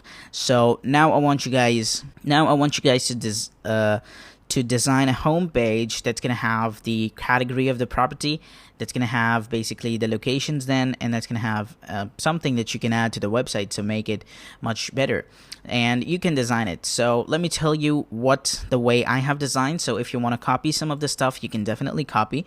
So when you will come to the home page, you will see that this will be basically an archive page that is going to show the latest post of the website. Now you guys don't know about how to create a home page. You have to basically go to the new, and then you have to click page, and then you have to create a page that is going to be your home page. So you have to basically create a page that is going to be home page. Then you have to click edit, and you have to set this as Elementor full width. And then once you are done with that, all you have to do is to go to the settings, and then you have to go to the reading, and then you have to set a static page, and you have to set your home page to be home page, and then you will see that your home page will be there. Now let's just talk about how to design this particular page. So you basically have to go to the edit with Elementor, and you have to design it. Now let me explain you what I'm using so that you can design it the way I have designed. So this is basically just a slider that I've added in the section. Okay, it's just a one slide. The keyburn effect is there so that the image gets zoomed, and the zoom direction is in, and the background overlay is black, and then the font that I'm using over here is going to be Montez. Then we've got the property types. So property types are like that. Now I've used two intersection. This is going to be the first intersection, this is going to be the second intersection, and I'm using two columns over there. So in the intersection, let me show you the margins and padding. So you can see I've got the margins to be set to 0, and for this one I've got the padding to be 2, so that there should be 2 padding from each side. Okay, now let me just show you how this looks. So if you go to the call to action, which is this, then you can see we've got the content. In the content, I'm just getting the villa. I've just written the villa, and the image is this, so you can choose any of the villa image so that the user know that okay, this is basically villa. And then in the advanced, you have to use the padding to be 0, and in the style you have to use the height to be 307 pixels, so that it's going to be that much, and then you have to use 2 so that it will be like that. And then you can also use the cottage and resort depending on the categories that your website covers. Now for this guy right here, so I don't have to explain to you, but it's Montserrat 57 and weight to be 100. Now you can choose your own. Then I'm using this right here, which is pre-made by Elementor. So it's basically a section that I added. We know what we do, you guys don't know about it. This is a counter, this is a counter, this is basically a column. The column is having a border right here, so you can have that too. Then we go down, you can see a great thing that I've added, which is exactly same like this right here. So you can see we've got for her and for him. Now if you come up here, I'm using Dubai, and here it says view properties. And then we go down, we've got Abu Dhabi, which is right here, and it says view properties.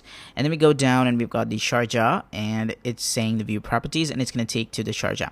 Now what you can do is that you can basically come up here, you can go to the location, and you can basically copy the link. So you can see we've got the Abu Dhabi. Now what you can do is that you can open this up in a new tab, and this is the link. So all you have to do is to just copy the link, and in the button, where is the button there, you have to basically add that, and it's going gonna work. So if anyone will click, he will be landed to this particular page.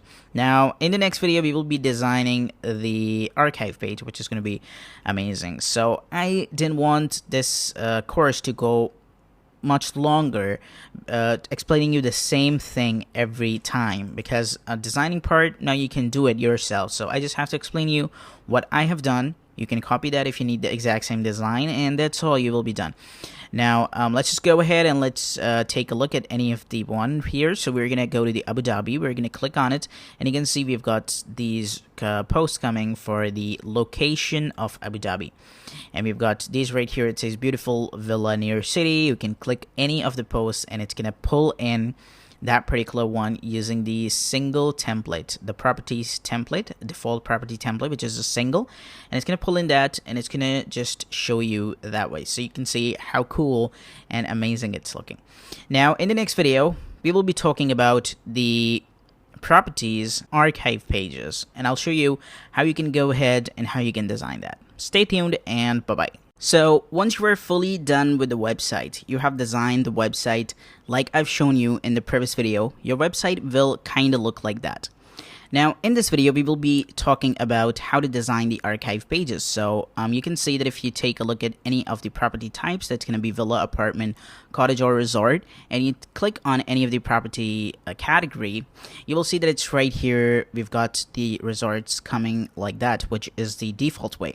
Now you can see how is it looking. So we've got this like that, and same like this if you go and you click on the home page again, and then you go to any of the property type which has more properties in it, then you will see the pagination will be like that. So if you go down, you can see we've got the older here, so you can click on it and you will be taken to the page 2, and you can go down and we've got the newer right here. So if there are more properties, you will see an older sign there again, and you can switch to the page 2, page 3, page 4, and page 5, and so on.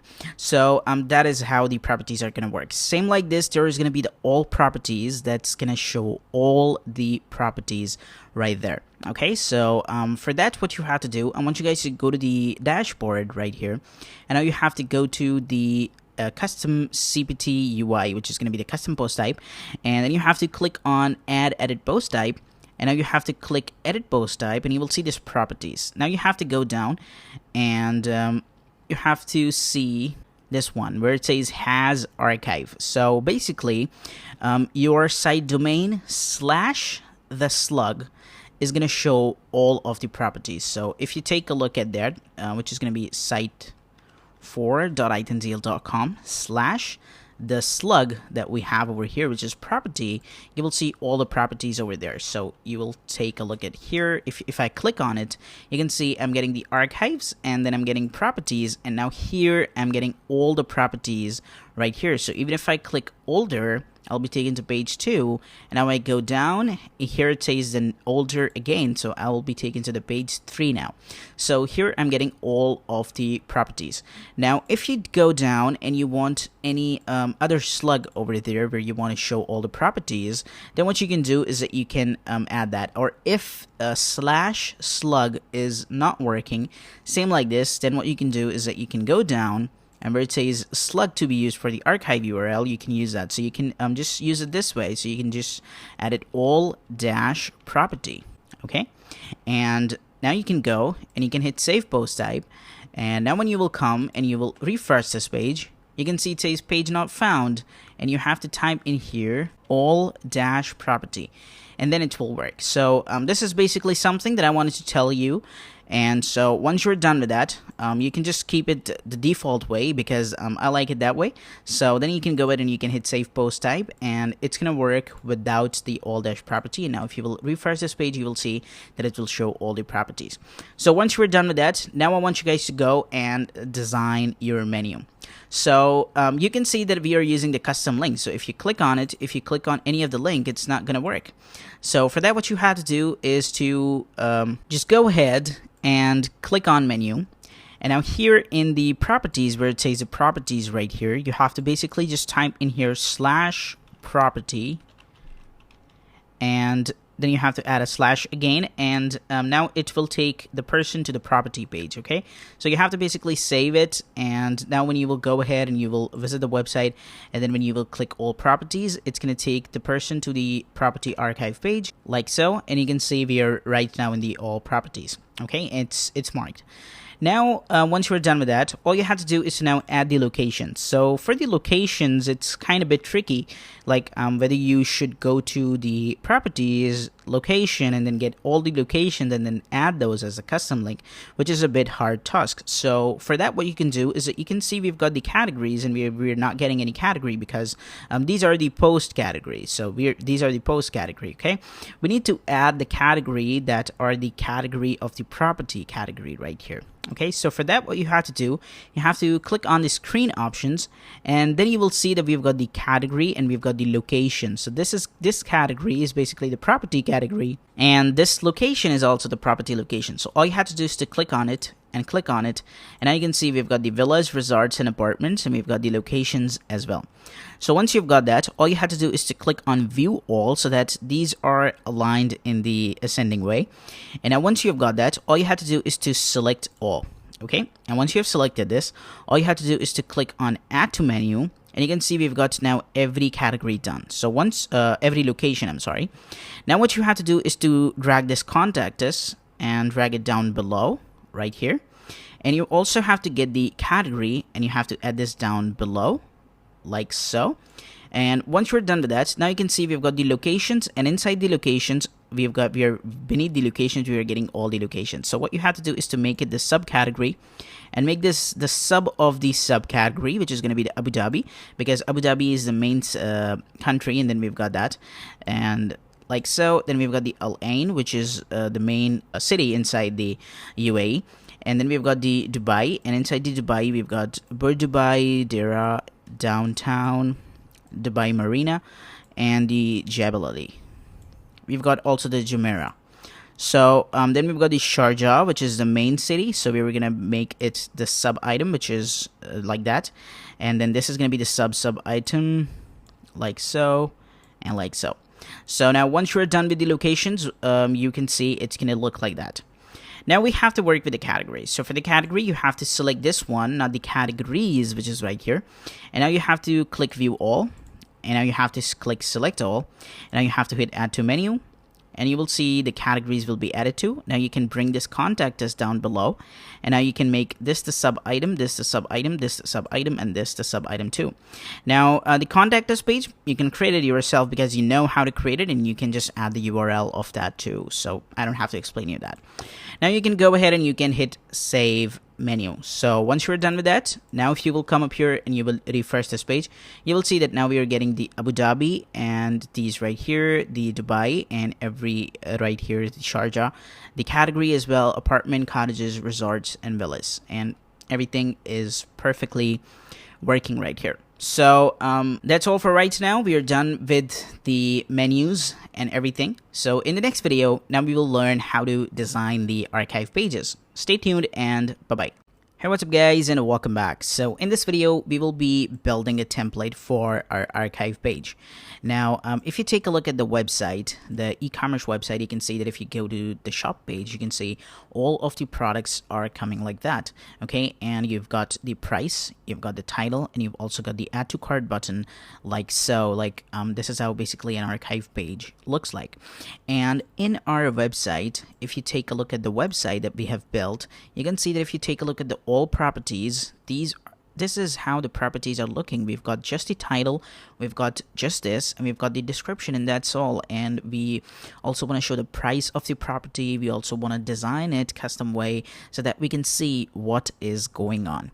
Now, first of all, what you have to do is to just come up here to the theme builder, and then you have to click add new, and you will see a template pop up like that. And now what you have to do is to select it, and you have to select it to be an archive page. Okay, and once you have selected it, now you can just go ahead and you can type in here property archive. Okay, and you can just name it anything, and now you have to click create template. So once you have are basically right in there. You can see that it's gonna just ask you whether you want to use any of the pre-made template for that, but you're gonna hit cross, and now we have to design it. So first of all, what we'll be doing is that we will be designing something like that. We will be showing the title of that particular thing. So what you have to do is to just add a section, and then you have to hit add here. And now what you have to do is to just make this section to be 1200 pixels, and now you have to get the archive title. So we'll get that, and we will drop it right here, and it's gonna just tell us that this is the archive page. Okay, and now once you are done with that, all you have to do is to now come up here, and you have to basically add a background color. So you have to basically edit the section. You have to go down with the background type, and now here you have to add the color code, which is going to be right here. And now this is done. Now you can go to the layout, and you can add some of the height to that. So we're going to be adding a minimum height, and we're going to keep it this much, like so. It's going to be 172. Now you have to click the title, and you have to change the color of the title, which is going to be white. And now you can work with the typography. So we're going to be using the Montserrat, and we're going to be keeping it to be 100, like so. And this is how it's working. It says the archives. Okay, now what you have to do is to get now the post. Okay, so we have to get the post, and we have to show them right here. Like you can see, this is how all of the posts are coming. So we have to get the post. Now what you have to do, you have to click this archive post, and you have to drag this and drop it right here, and it's going to create a section. It's going to add a column, and then it's going to add the post right here. It says it seems we cannot find what you are looking for, but you have to wait for some time. Okay, now let's go ahead and let's click on this. Okay, and let's just go ahead and let's set this to 1200 pixels so that it just matches the exact same that we have been over here. And now you have to go ahead and you have to hit publish, and now you have to add a condition, and it's going to be just like all archives. So you can go down and you can just set this to properties archive, and now you can go ahead and you can hit save and close. Okay, now once you come up here and you will refresh this, you can see that now this is how it's looking. It says archives, and now it says the properties right here, and now it's working. And now if you will come up here and you will refresh this page, you can see it still says it seems we cannot find what you're looking for. So what you have to do, you have to click the settings. Okay, and once you are in that, now you have to click preview settings, and now you have to set this to properties archive, and now you have to hit apply and preview so that it's gonna get that, and now you will be able to see all of the properties like that. So this is how now it's looking, and now you can go ahead and you can edit it the way you want to. So we've got classic, and we've got 3 columns, and we've got image position at the top. You can just set this to left, right, or whatever, and you can go down and you can see we've got this much coming. Now since you guys have already worked with the blog page, I don't have to explain you like what is going on and how each and everything is working. We've got the date, we've got the comments like that, and everything is working like that. Same like this, if you now go to the pagination, you can just go ahead and you can see it like that. So it's going to be there, and in the advance, if there is nothing, it's just going to tell you that nothing found. Same like this, if you will click on it and you will select cards, it's going to be in a card way, and it's going to change the look of that like so. And now here you can see this is how our properties are looking, and now you can go ahead and you can hit update, and now when you will come up here and you will refresh this, you will see that this is how it's looking, and our all properties page is done. Now if you even go to the location, so if you go to the Abu Dhabi, you can see that for Abu Dhabi it's like that.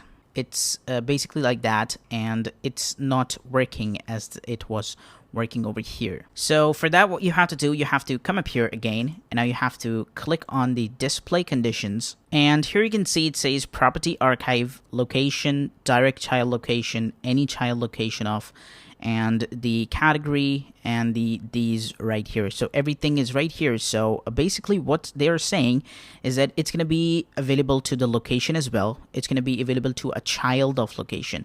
Now what does a child mean? So you can see that if you come up here, you can see that this is Abu Dhabi. This is basically the location, and the child of the location is basically Al Maraya Island, and these like that. So these are the child of the location. This means that. So what you can do for that is that you can even select all archive. So all archive will basically also cater the post archive, the direct child categories, and these right here. And so what I would recommend is that I would recommend you to create a specific for properties archive, then add these conditions and include this on the location. And also you have to include this on the category pages as well. And that's all. So that's all. We've got the property archive, we've got the location, and we've got the category. And now you can go ahead and you can hit cross, and now you can hit save and close. And now when you will come up here and you will refresh this page, you can see it's right here. It says location Al Maraya Island. And if you go to any of the main location, it's going to work like that. Even if you go to the category, which is going to be the cottages, it's going to show that particular template that we have built.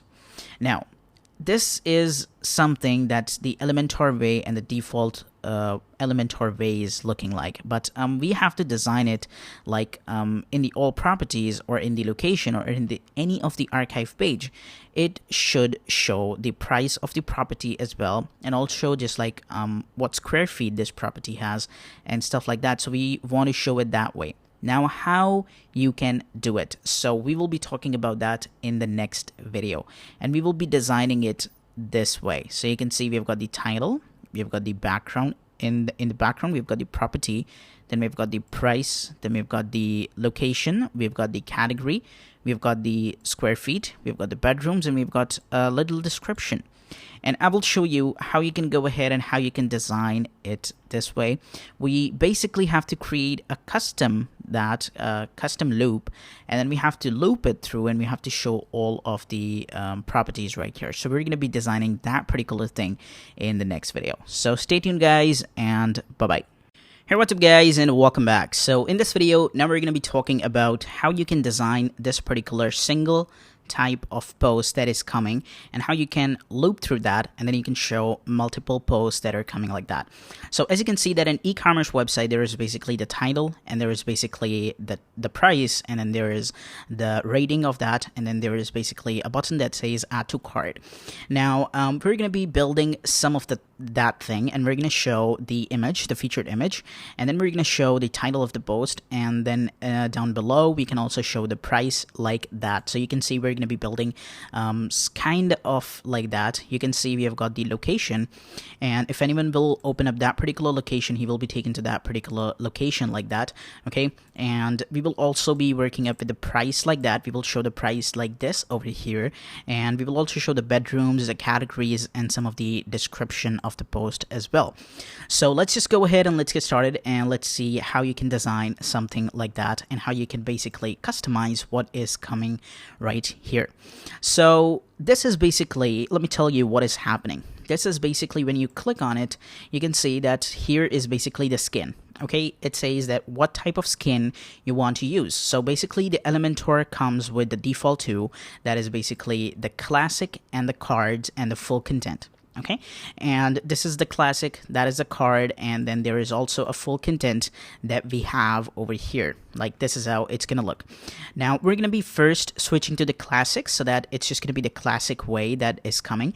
And you guys have also designed the blog page as well. So if you go ahead and you take a look at the blog website, you can see that we use the classic, and this is how we are showing our blog post. Okay, and you guys also know how to customize it. So you can see we are also just using the smaller image down here, and this is how it's looking. Now, since we are building the property website, we also should show the price of the property and the square feet of the property right on the archive page, so that the user know that, okay, this is a property that is of this size. So he should know, instead of just opening that property page and going to that property page and then just getting to know the size of the property. So we have to make sure that we don't do that, and we have to show that. Now let's just go ahead and let's get started, and let's see what are the things that you need to do. So basically you have to install a plugin, and what you have to do is to go to the plugins, and then you have to click add new, and now here you have to search for loop. Okay, when you will search for loop, you will find a plugin which is Elementor Custom Skin. So what it is referring to is that you can create your own skin, and then you can use that particular skin, and then you can loop through that, and then you can show all the posts. So let's just go ahead and let's install this. You have to install this plugin, and then you have to activate this plugin. And once this plugin gets activated, all you have to do is to now go to the templates, and then you have to click Theme Builder. And when you will click Theme Builder, you will see that here, when you will click Add New, you will find this loop over here. You have to select this, and now you have to define that what is going to be your template name. So we're going to be first just adding that. We're going to say that it's going to be loop property 1. So we're going to be creating our first loop, and then we're going to show that. And now you have to click Create Template. And now here you can see we are right here in the loop right here. Now let's go ahead and let's work with it. So first of all, what I want you to do, I want you to add a new section and then add a full column.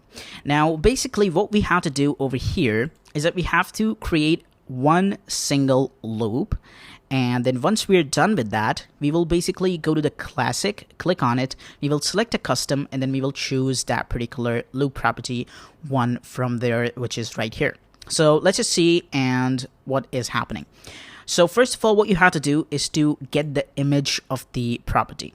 So what you will do, you will just come down here, you will get the image, and you will drag this and drop it right here.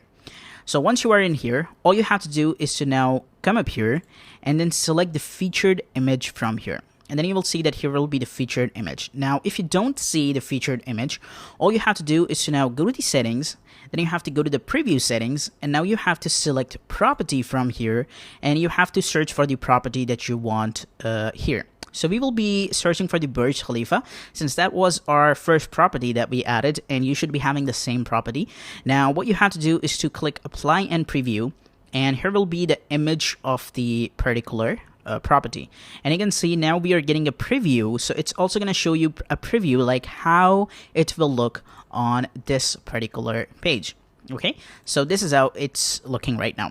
Now, once you are done with that, all you have to do is to now get the title of the property as well. So for the title, you guys guessed it correct. You have to drag the heading and then you have to drop it here.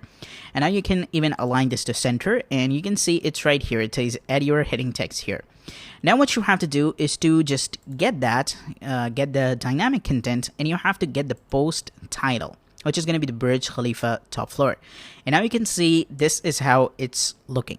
So now once you have got your loop property 1 template done, we will just leave it here, and then we will also be adding a button down below.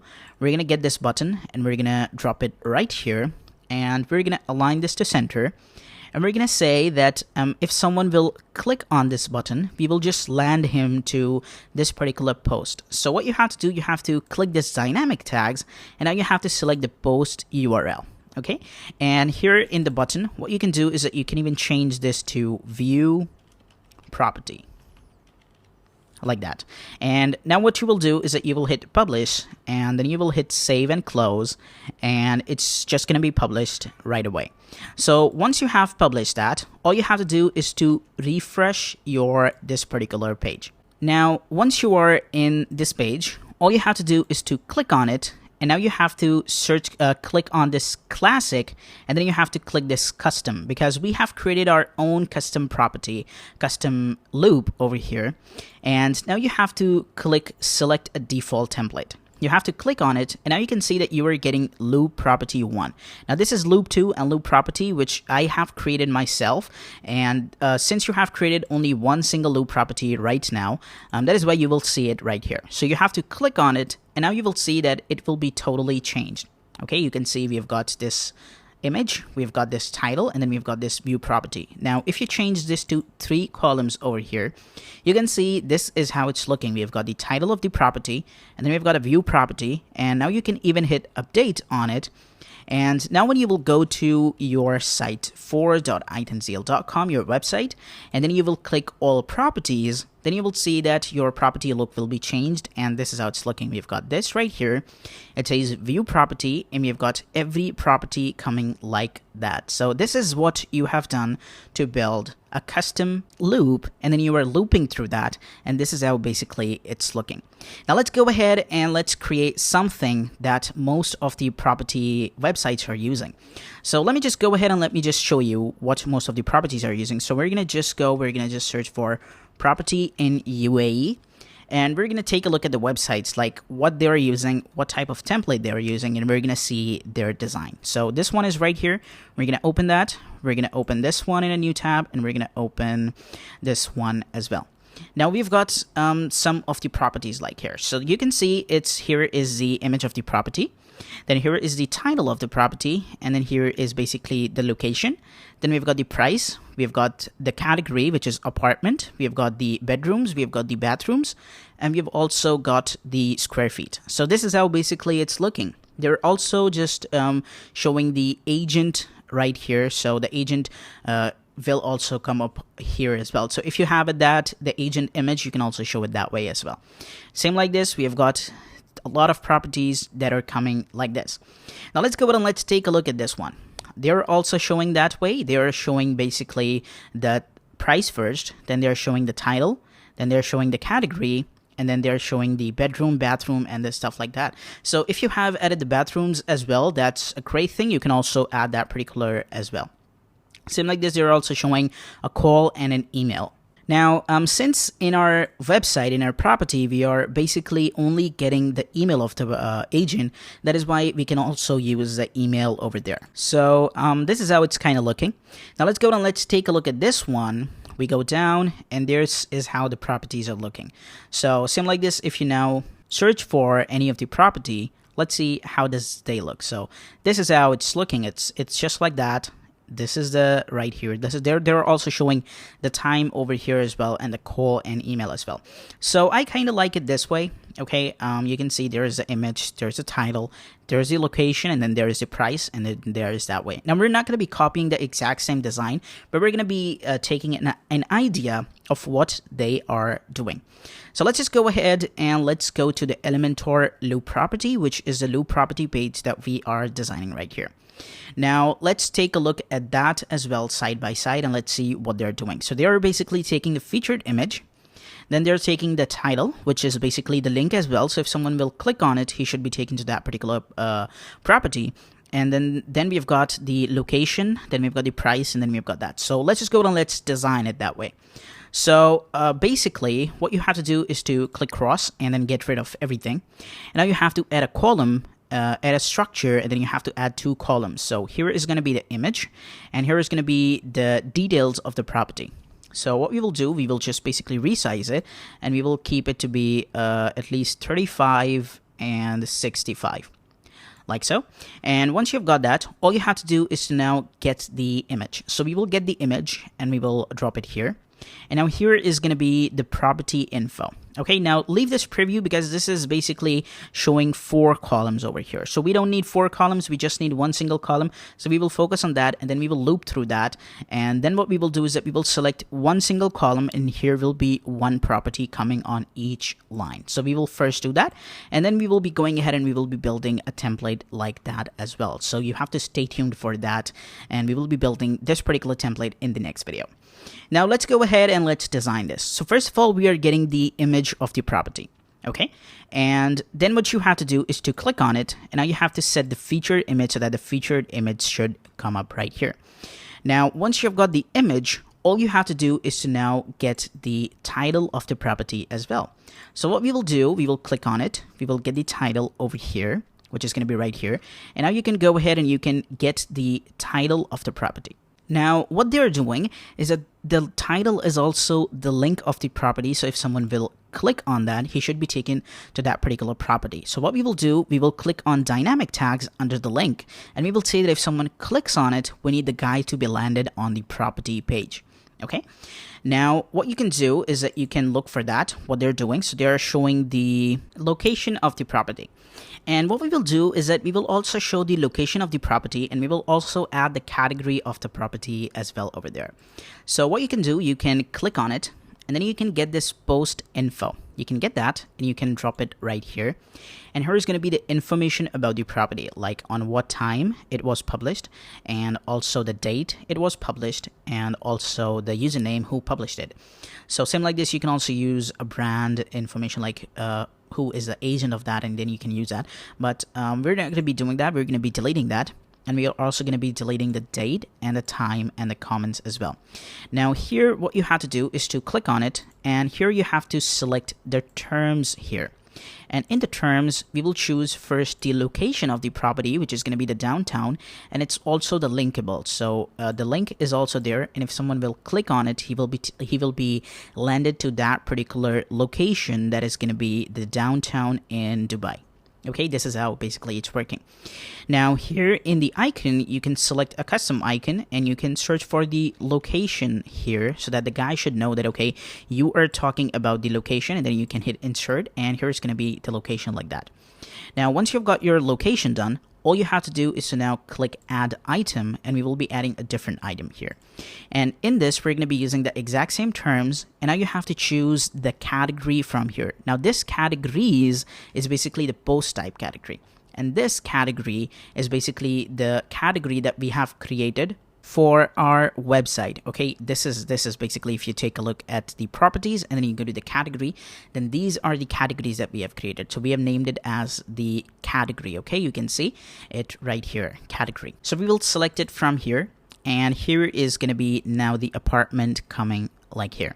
So now we're done with some part. What we're done with the location, we're done with the title, and now we have to add the price. So what you can do, you can add the price as well. So for the price, what we will do, we will add a heading over here. We're just going to add this down below. And in the size of the heading, we will just choose it to be H3, which is going to be right here. And now here you have to get the price of the property. So we will click ACF field. It's going to get that using the ACF field. And now here you have to get the price of the property, which is going to be right here. Now what you can do is that you can click on advanced, and now here you can give a space, and then you can type in here USD, so the guy should know that, okay, they're talking about 1250 USD. Now you can even keep it to be right here in the end, or you can just add it in before as well. So I like it with the before, and it's just going to be much perfect. So we've got the USD 1250 right here. Okay, now what you can do is that you can get the information about the property. So this is going to be the bedrooms and the bathrooms, if you are basically adding that, and the square feet as well. So what we will do, we will basically come up here, and now we will get the icon. So you have to click on it, and here you can see we've got the icon right here. So you have to basically get the icon list, and then you have to drag this and drop it right here. Now you can see this is how it's looking. So once you've got your icon list, all you have to do is to set this to inline so that this is how they should be looking. And now you can go ahead and you can delete this one. And now here we've got the list item 1 and the icon as well. So for the list item 1, what we will do is that we will get the number of the bedrooms. So for that, what you have to do, you have to search for beds. Okay, and here is going to be the bed. You can just add that, and here now you can see here is bed. Now what you can do is that you can click on the dynamic tags, and now you can go down, you can click on the ACF field, you can click on it again, and now you can get basically the bedrooms over here, and here is now going to be the bedroom, which is 5.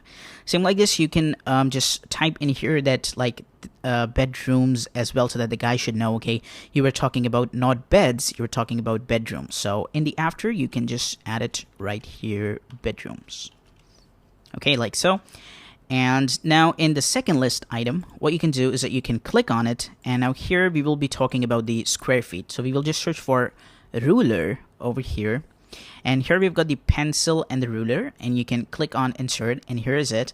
Now here you can get the square feet as well. So you can click on ACF field, you can click on it again, and then you can select the size of the property, and here's going to be now the size. And now what you can do, you can go to the advanced, and now here in the after, you can add SQFT, which is the square feet. And now here you can see that we are now done till here. Now what you can do is that you can get a button that's going to be just like email the agent, or you can also add view property as well. So we're going to get the button, we're going to drag this and we're going to drop it right here. And now here you can go ahead and you can add here view. And now here, once you're done, all you have to do is to click on basically dynamic tags and click post URL. And now once you're done with that, all you have to do is to now hit update. And now you can go ahead and you can hit save and close. So now what I'm going to be doing, I'm going to be quickly going ahead and I'm going to be styling it using our color combination that we have been using on our website. So now here you can see that I'm done with that. Now I'm going to be quickly telling you the color, the styling that I've done. So I've basically changed the black color. I've also changed this to the default 32 and 300 as the weight.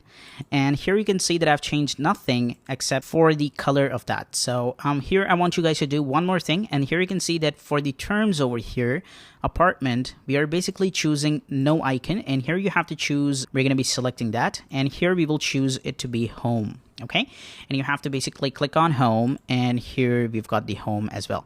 So here basically in the color of the text, we are basically choosing this color text, which is basically the same that we are using over here. Same like this, we are using the same color for this icon as well. And for the price of the property, we are using this color that we are using here. So you can read that and then you can copy the same. And with the button here, I've done much customization. You can see that I've given some of the padding from the top, some padding from the bottom as well, which is going to be same. And the right is 35 and 35. And now this is how it's looking. Now for the hover effects, I'm using a little darker color, which is going to be right here. So now once we're done with that, all you have to do is to now go ahead and hit update. And now you can even hit save and close. Now, once you're done with that, all you have to do is to now come up here and then you have to basically refresh this page. And once you will refresh, you will see that the look of the website would be totally changed. And now you can see this is how it's looking. So now what you have to do is to click on it. Okay. And once you click, you will see that here now we have got the columns. So for the columns, what you will do, you will change this to one single column. And now you can see this is how it's looking. So we've got lavish villa in Dubai. In Abu Dhabi, and we've got Dubai and everything. And now you can go ahead and you can hit update. And now when you will come up to your website and then you will go to all of the properties, you will see that your property look would be totally changed. We've got the lavish villa in Dubai, and you can even click view property and you can see this is how it's looking. We are totally done with that. So now same like this, what you can do is that you can even do one more thing. And that is with this particular section, you can click on it. And now you can go to the style of the section. And here you can apply a box shadow, okay, which is going to be very minimal. So we're going to be keeping it to be 0.1 or 0.2. And then you can go ahead and you can hit update. You can hit save and close. And now you don't have to do any change. All you have to do is to just come up here, go to the all properties, and then you can see that the look of it is changed. We have got a little box shadow, and this is how it's looking. So now it's kind of looking very nice. You can even click on any of the property, any of the location here, and you're going to be taken to the location Dubai, and now this is also looking like that. So if you click view property, you will be taken to that particular property. If you click the category of the property, you will be taken to the category of the apartment, and this is how it's looking. So same like this, you can even click on the title and you will be taken to that particular property as well. So now let's go ahead and let's go to the archive page again, and let's see, you can see that the image is not clickable. So if you click on the image, nothing happens. Same like this, what you can do is that you can even do it that way. You can say that if someone will click on the image, I want him to be landed on the post URL. And now you can go ahead, you can hit update. You can hit save and close, and now you can come up here and then you can refresh this page, and now you can see that the image is clickable. And if you will click, you will be taken to that particular property here. So this is how it's looking. Congratulations, and now you are fully done with the first type of loop property that we are done. Now here is basically a suspense. Now I want you guys to learn how to design it the way I showed you before. So in the next video, I'll show you how you can go ahead and how you can design it another way, which is going to be a little bit harder. That is why I just want to do it in the next video. So stay tuned for that, and we will learn that in the next video. Bye-bye. What's up guys and welcome back. So in this video we're going to be working up with a new design technique that most of the websites use, and they use it right here. So you can see when we go down, this Dubai is also moving above, this section is also moving above, and then this section comes. But what we want to do is that we want to make sure that the user should see that this section is right here still, and then on the top of it, this section is coming right here. So we want to give that effect. Now stay tuned with me in this video and you're gonna see what I'm talking about. So first of all, what I want you to do, I want you guys to go to the header right here, click edit Elementor header, and make sure to just click on it, and this main section that is basically holding the full header. You have to go to the advanced and make sure to set the Z index here in the advanced to 10. Okay, and now once you are done with that, all you have to do is to now go back to your homepage. And now what you have to do is to start editing your homepage. So what you have to do, you have to basically click on edit page, and then you have to click edit with Elementor so that you're taken there. Okay, and now what you have to do is that you have to see that on which stuff you have to basically work with the animation, with the basically that thing, like when we go down, this should be fixed and then this should be coming on top of it. So let's just go ahead and let's work with it. So we want to add that on this section, we want to add that on this section, and we want to add that on this section, and that's all. So now what you have to do is to basically first select this section, and then you have to click edit section, and now you have to go down, and then you have to set this to basically 1. Okay, you have to set this to 1. Then when you are done with that, all you have to do is to select the next section and then go to the advanced and then set this to 2, so that this should be below and then this should be on top of it. Okay, and then what you have to do is to just set this section and just click edit on this, and then you have to go to the advanced and you have to set this to 3, so that this should come on top of it. Now what you have to do is to just click on this section right here, and now you have to go to the motion effects and you have to set this to sticky on top. Okay, same like this, you have to click the next section, and you can see how this effect is working. We go there, it's fixed, then this new section coming, and this Dubai is fixed. So how great effect is it looking, right? So we have to add this to this section as well. Like you can see, this Abu Dhabi is going above. Now you have to select this section, and you have to even change this to sticky on top. And now when you go down, you can see it's gonna fixed, and then this new section will come from downwards. Okay, like that. And now you have to change this to basically motion effects, and you have to make this to be as sticky as well, because it should be also in the top. Okay, and now you have to go above, and you can see it's fixed, and here our page gets ended. Okay, so this is how it's looking, and now you're gonna hit update. Now what you have to do is to just click on it, and then you have to basically come up right here, and you can see we go down, every section is moving, but when we reach this particular position, it's gonna go above, and now it's gonna be fixed, okay, here, and now a new section just comes from the bottom, and this is how it's giving this particular effect. You can see how cool is it working. So then we've got this, and then a new section is coming on top of it, and then we go down, and here it is. And now between here is the footer, so you can see this is the footer being implemented, but you're not able to see it because it's behind that page. So what you have to do, you have to go to the footer right here, you have to click Elementor footer, and you're going to be taken to the footer page, and now you have to select this particular one, and you have to make sure that you add 4 or more than 4 to that. And the reason for that is because basically we have stopped at 3 there on our main page. So if you take a look at the site 4 right here, you go down, you can see this was the first Z index, this was the second, so that it comes on top, this was the third, that it comes on top, and now we have 3 layers. Okay, the first layer is this, the second layer is this, and the third layer is this. And now what you have to do is to just make this the 4th layer. So you're gonna add 4, and you're gonna hit update. And now what you can do is that you can come up here, and you can see here you're getting the footer right here, and once you update the page, and then you come up here, and then you refresh this page, you will see that it will be top, definitely. And you can see how is it coming basically on top of it. So now we also have to make this one, the footer down below, also the 4, because that's going downward. So you have to basically select this section too, and now you have to go to the advanced and you have to make this 4, and then you have to hit update.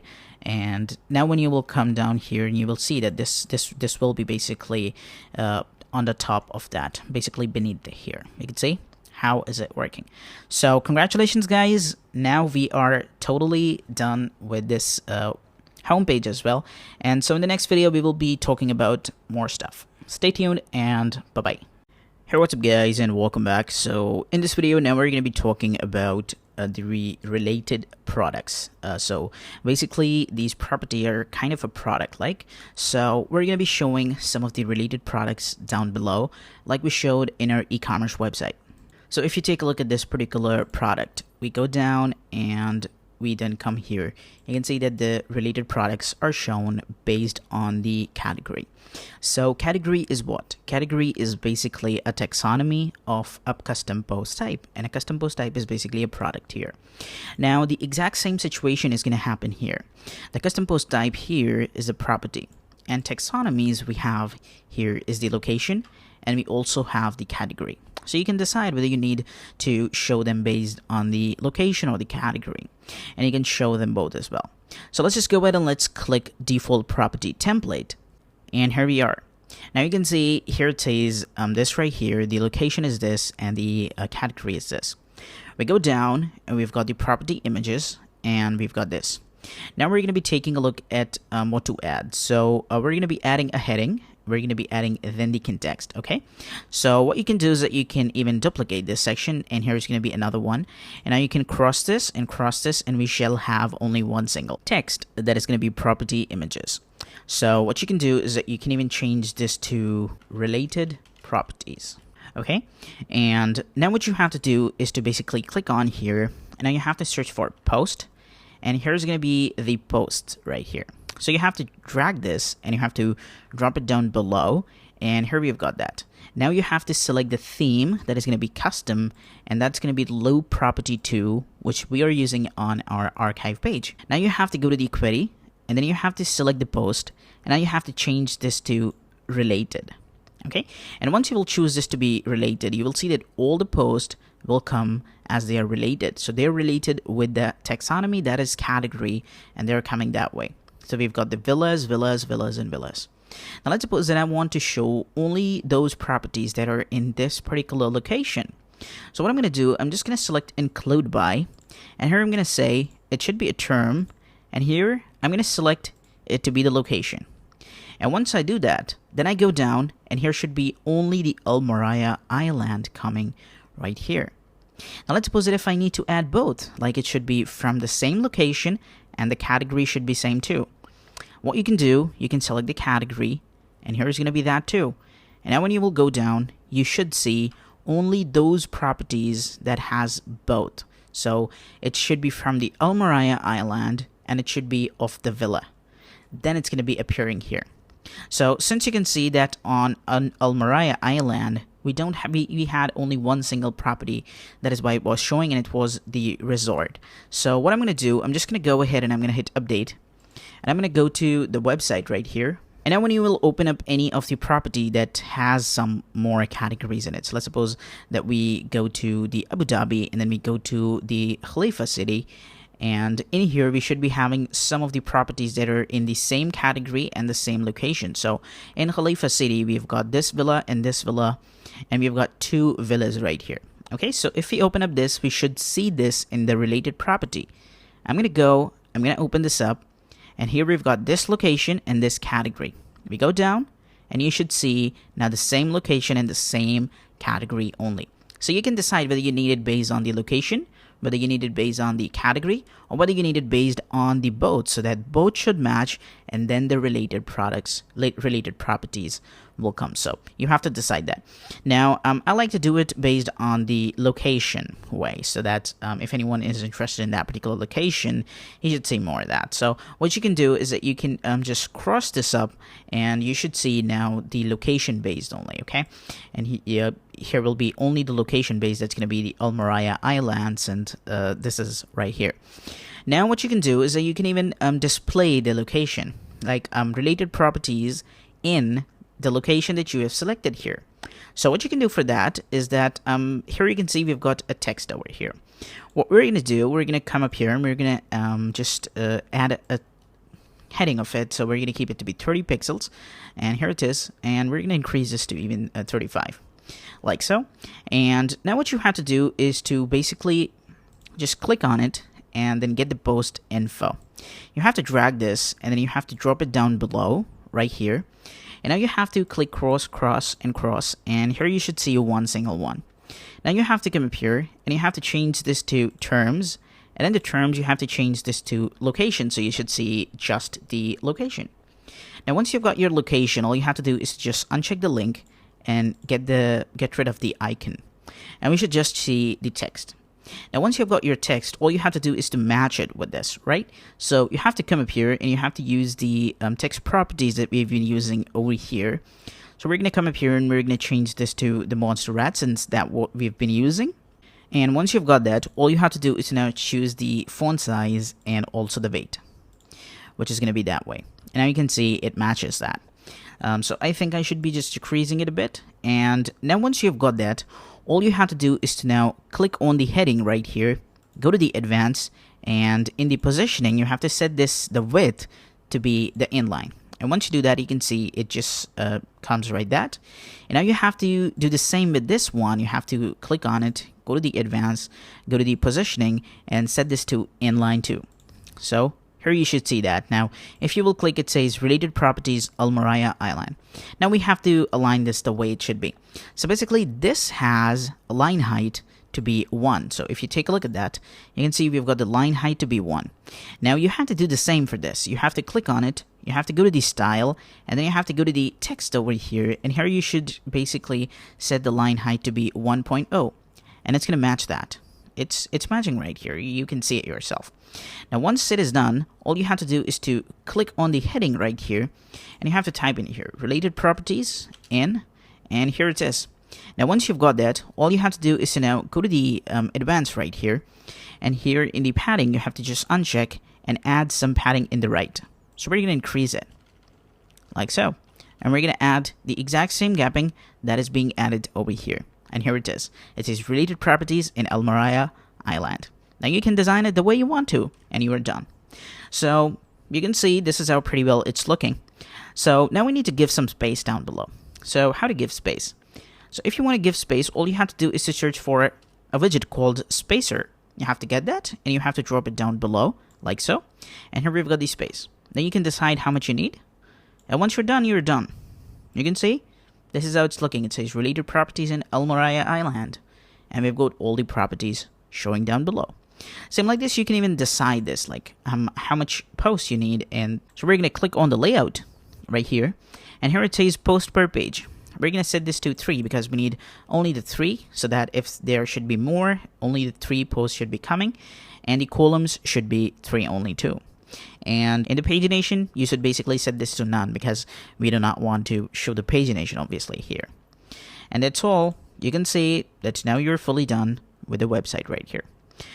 Same like this, what you can do is that you can even add a spacer down below so that there should be more spacing. Or what you can do is that you can select the section, go to the advanced, and add some margin from the top and bottom. So we're going to be adding a 50 pixels from the top and bottom, and it should be fine, like so. So that's all for right now, and now you have also added the related properties. Now let's just go ahead and let's hit update, and let's verify it if it's working. So we're going to hit enter, refresh to this particular one, and it should say related properties in Khalifa City, which is going to be that. And here, every property that is coming is basically based on that particular location, but the category can differ. Like you can see, that. And only 3 are coming, like so, which is giving a really great impact. That's all for right now. In the next video, we will be talking about more stuff. Bye-bye. Hey, what's up guys, and welcome back. So now in this video, we're going to be doing the advanced custom fields in the taxonomy pages. So let's suppose that your client comes to you and he says that, okay, you have built a really great website and I would like to have you do some more changes for extra bucks. Okay, and what that is going to be is that, let's suppose that if someone goes to any of the locations, so if he even goes to Abu Dhabi, then you can see that the page is like that, and there is the location and then there is the title. Now, let's suppose that he wants you to build a website so that the title of Abu Dhabi should be there. And then in the background, there should be a famous Abu Dhabi image that is related to that particular area that you can add. And same like that, you can add a small description about the location Abu Dhabi, like what Abu Dhabi is and what is the life in Abu Dhabi is there. And same like this, there should be a map there that is going to basically tell the user, okay, this is the map of the complete Abu Dhabi, and the user can basically see it. So I have built a temporary template that I'm going to show you what we're going to be changing this particular thing into all the locations. So whether he goes to Dubai, whether he goes to Abu Dhabi, he should see that particular template in that. And even if he goes to any of the sub location as well, he should see that particular one. So since you can see that in Al Raha, we don't have any of the products, any of the properties, that is why there is nothing. Well, in Khalifa City, there should be some that you can see right here. So let's suppose that if he goes to any of the subcategory, sub-location as well, he should probably see that. Now, I have basically built a template for myself. So basically make the work very much speedy. And here, this is basically a test page that I've built with Elementor. It's a page, it's not a template. Okay, so if you view this page, you will see that what I want to build based on that particular one. So let's suppose that if someone goes to location and then he goes to Dubai and then he goes to data Dubai, then he should see this, like a famous image of that particular data Dubai, and then there should be a map showing that, okay, this is the map of the data, and along with that there should be a small description that is going to be like life in data Dubai. So we're going to be building that. Now let's go ahead and let's do work with it. So first of all, what we need to do is that we need to add the custom fields in these particular locations. So you can see that in these locations, if you take a look at that, if you go to the properties and then you go to the location, you can see we've got these name, slug, the parent location, which is going to be anything. Like for Abu Dhabi, there is these, and Abu Dhabi is parent. Now, in the description, you can add the description as well. So you can see that we do have a description, right? So we do have a description to be shown over here, but we do not have something like a background image that we can show below, basically behind that. And also we need to add a text area so that we can get that, we can use that particular, and we can get the data marked like that. So we're going to be doing that particular thing using the advanced custom fields. So what we have to do, we have to basically add a custom field in this particular area so that when we go and we edit this particular location, we should be getting an image option, and we should also be getting a text area so that we have to basically enter something that is called the location so that it's going to be marked automatically. Now let's go ahead and let's add that. First of all, I want you guys to go to the custom field, and then you have to click field groups. So in the field groups, you can see we already have got the property details. So we're going to be creating a new field group, and we're going to say that it should be location details. Okay, so you can just keep it to be location details like here.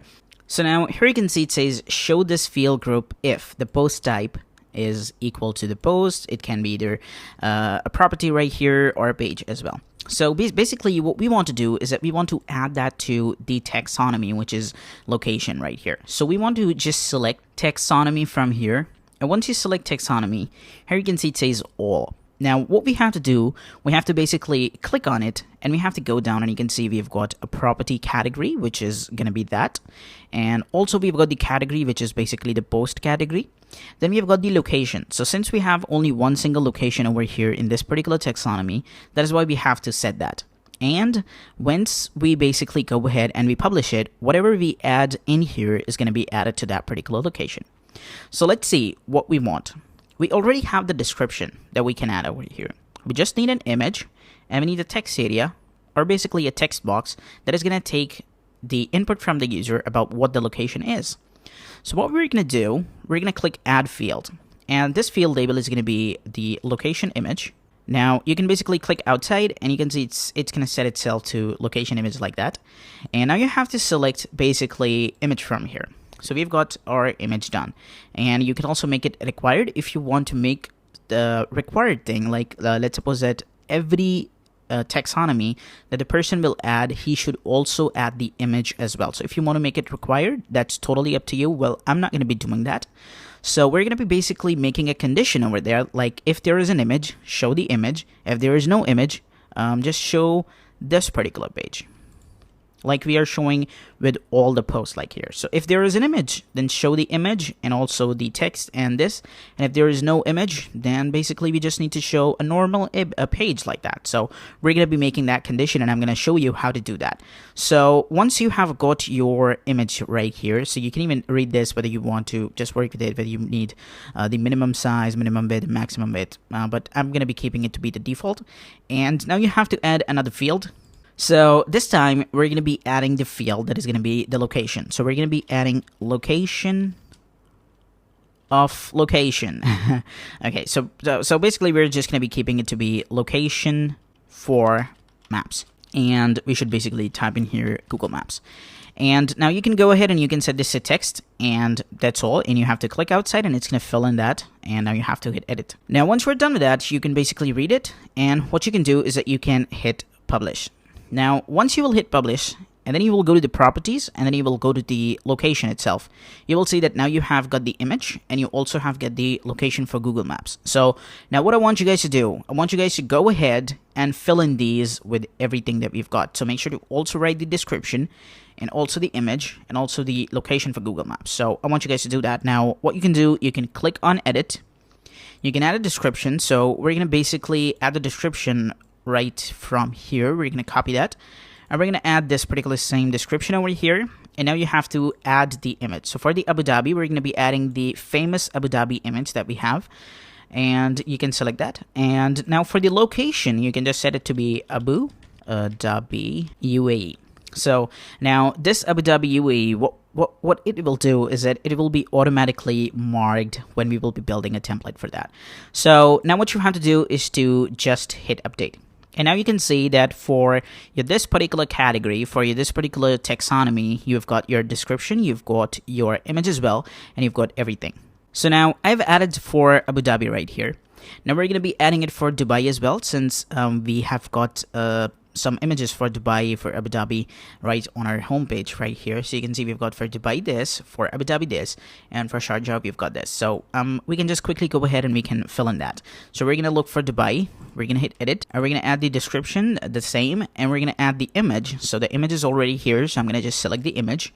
And now for the location of the Google Maps, I'm just going to type in here Dubai UAE, and now you can just go ahead and you can hit update. That's all. And now you have to click back to categories, and you have to come up here, and now you have to do the same with the Sharjah. So now we're going to be adding the image. For the Sharjah, we've got this, and for the description, I'm going to be adding a small description, and for this, I'm going to be typing in here Sharjah UAE, and that's all. And now you can go ahead and you can hit update. So now once you're done with that, now I want you guys to basically go ahead and make sure to add these particular information to every of the location as possible, and also leave some of the location basically with no information. Like some of the location should not be having any image and should not be having any text as well. So we're going to be building two templates, and the first template is going to be for all the properties that are filled with this, that are filled with all the information that are being shown over here. We're going to be showing this template. And if all the properties, if any of the property are without those information that we have added, we're going to be showing this type of template. So we're going to be adding those conditions as well. Now, here is something, and that is your appetite, because we're going to be doing that in the next video, because this video is going a bit long. So in the next video, we will be doing that. Stay tuned, and bye-bye. What's up, guys, and welcome back. So as you can see that we added these particular location details in our locations. Now in this video, we're going to be building a template for the locations that are with the information that we have added over here. And those locations that does not have that particular information, we're going to basically show them with the default template that we are being shown over here. So let's just go and let's work with it. Now, first of all, what I want you guys to do, I want you guys to head back to the templates, and then you have to go to the theme builder. And now here you have to basically click add new. And now you have to select basically the single because, the archive, because we are basically dealing with the archive. So now once you've got your archive done here, I want you guys to come up here and just set this to location based archive. So you can just type in here anything. Now I'm going to hit create template and I'm going to quickly design the template like we have designed it in here. So what we've got a section, we've got a text, we've got a divider, we've got a text, we've got a divider, we've got a text, and we've got a location map. That's all. So let's just go and let's design that. Now, first of all, what I want you guys to do is to just add the section, add a full column, and add a minimum height. That's going to be, we're going to be keeping it to be approximately 562. That's all. And we're going to be keeping it to be 1200 pixels so that we have to follow our theme that we have been using over here. Now, once you've got your this right here, all you have to do is to go to the style, and then you have to go to the background type, and in here you have to select an image. So the image is going to be the featured image, not the featured image. It should be an ACF image field. Okay, and now once you've got your ACF image field, you should see the location image in the location details, because that is something what we have built over here in the location details. So we are basically getting it from the location details. Now you have to get the location image. Now, once you've got your location image, you will not see it. And the reason for that is because you have to select that. So what you will do, you will go to the preview settings, and then you have to basically select it. So what we will do, we will go to just location archive, and that's all. And now you have to search for it. So we're going to say that we are looking for Dubai. And we've got the Dubai, we're going to select that, and we're going to hit apply and preview, and here should be the image that we added in the Dubai. So you can confirm it if you go to the properties, and then you go to the location, and then you go to the Dubai. Where is it? Here it is. So we've got this image, and we've got this image coming. Now you can basically click on edit section, and you can basically design it the way you want to. So I'm going to be keeping it to be the attachment to be fixed and size to be cover, like so. So now you can even set this to center so that it should be even centered. And if you want to just keep it to be the default, then it's going to be fully centered like that. And there will be basically no scrolling effect over here. So if you need a scrolling effect, you have to basically set this to fixed. So let's just keep it to be default as well. So now once you've got your image done, all you have to do is to apply the background overlay. So for the background overlay, I have basically used this particular color. So I'm going to go with this color.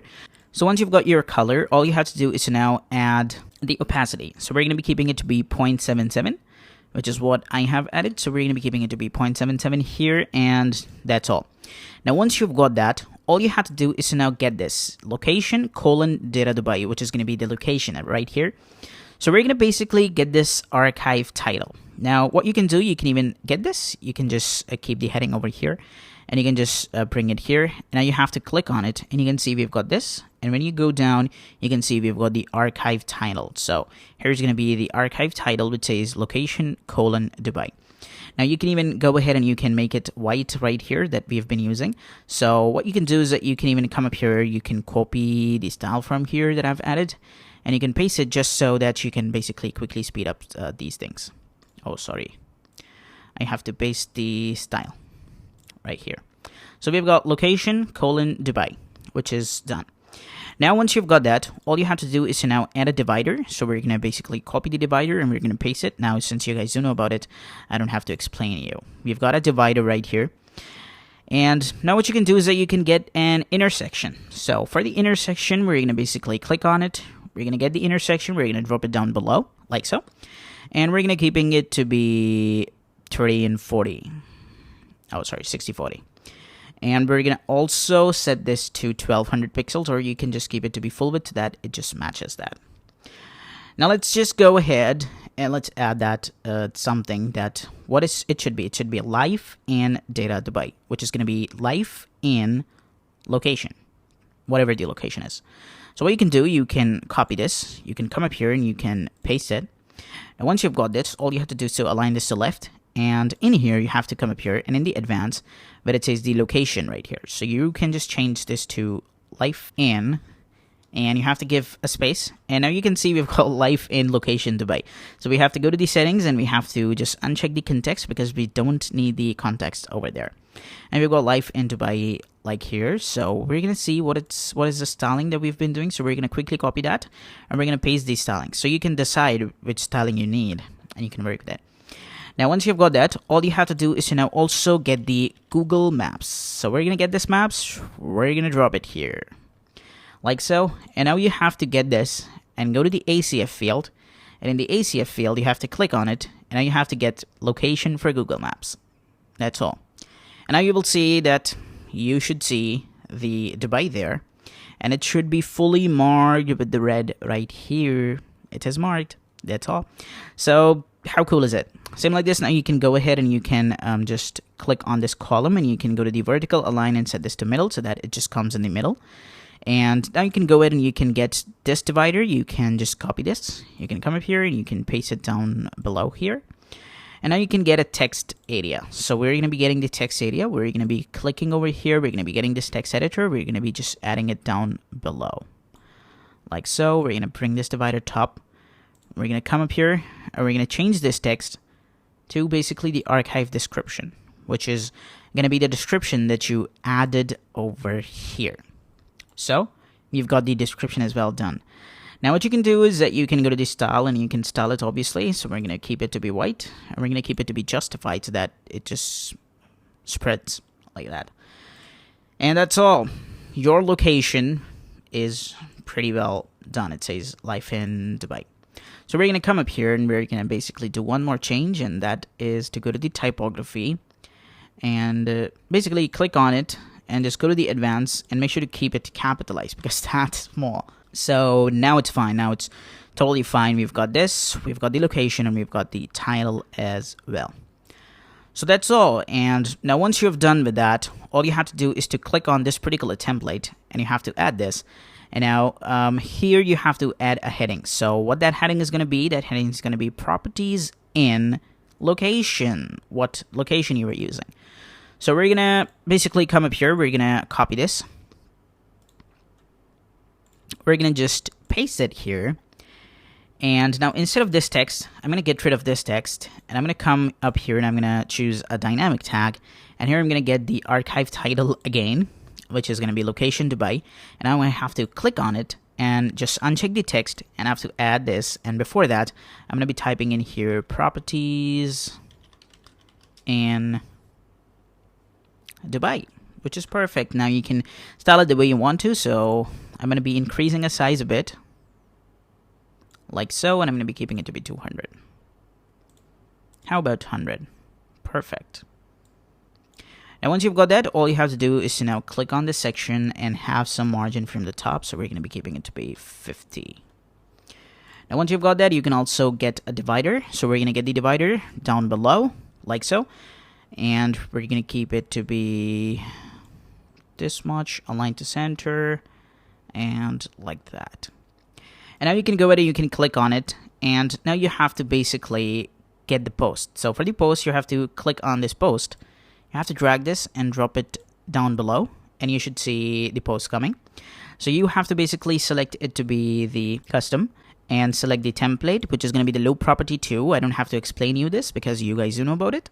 And now in the query, just change this to current query. So current query means that whatever the URL the user will be. So let's suppose that user is in the location of Abu Dhabi. Then based on this query, it's going to show the post. Like in the Abu Dhabi, we've got Al Maraya Island, Khalifa City, and so many locations right here. So it's going to show all those based on that we've got in here. So now once you've got yours, then you can see that it's going to show all the posts. And now you have to also go to the pagination and set this to numbers because we want to show the numbers. And that's all. And now you can go ahead and you can even set this to numbers with the previous and next text as well. So if you want to add that. There's one thing that I want you to do. You can see this is smaller, so we have to follow the theme. We have to click on it. You have to go to the layout. And now here you have to set this to 1200. Now the biggest part comes. And that is what? That is, like, you can see that this template is coming right here. So what we have to do, we have to basically click on it and we have to change this archive. So we've got this property archive page, right? So we have to click on it And now once you are in here, you have to basically click on it. And then in the display conditions, we've got the location and it is set to all. Now you have to basically cross it. And then you have to basically click on add condition again.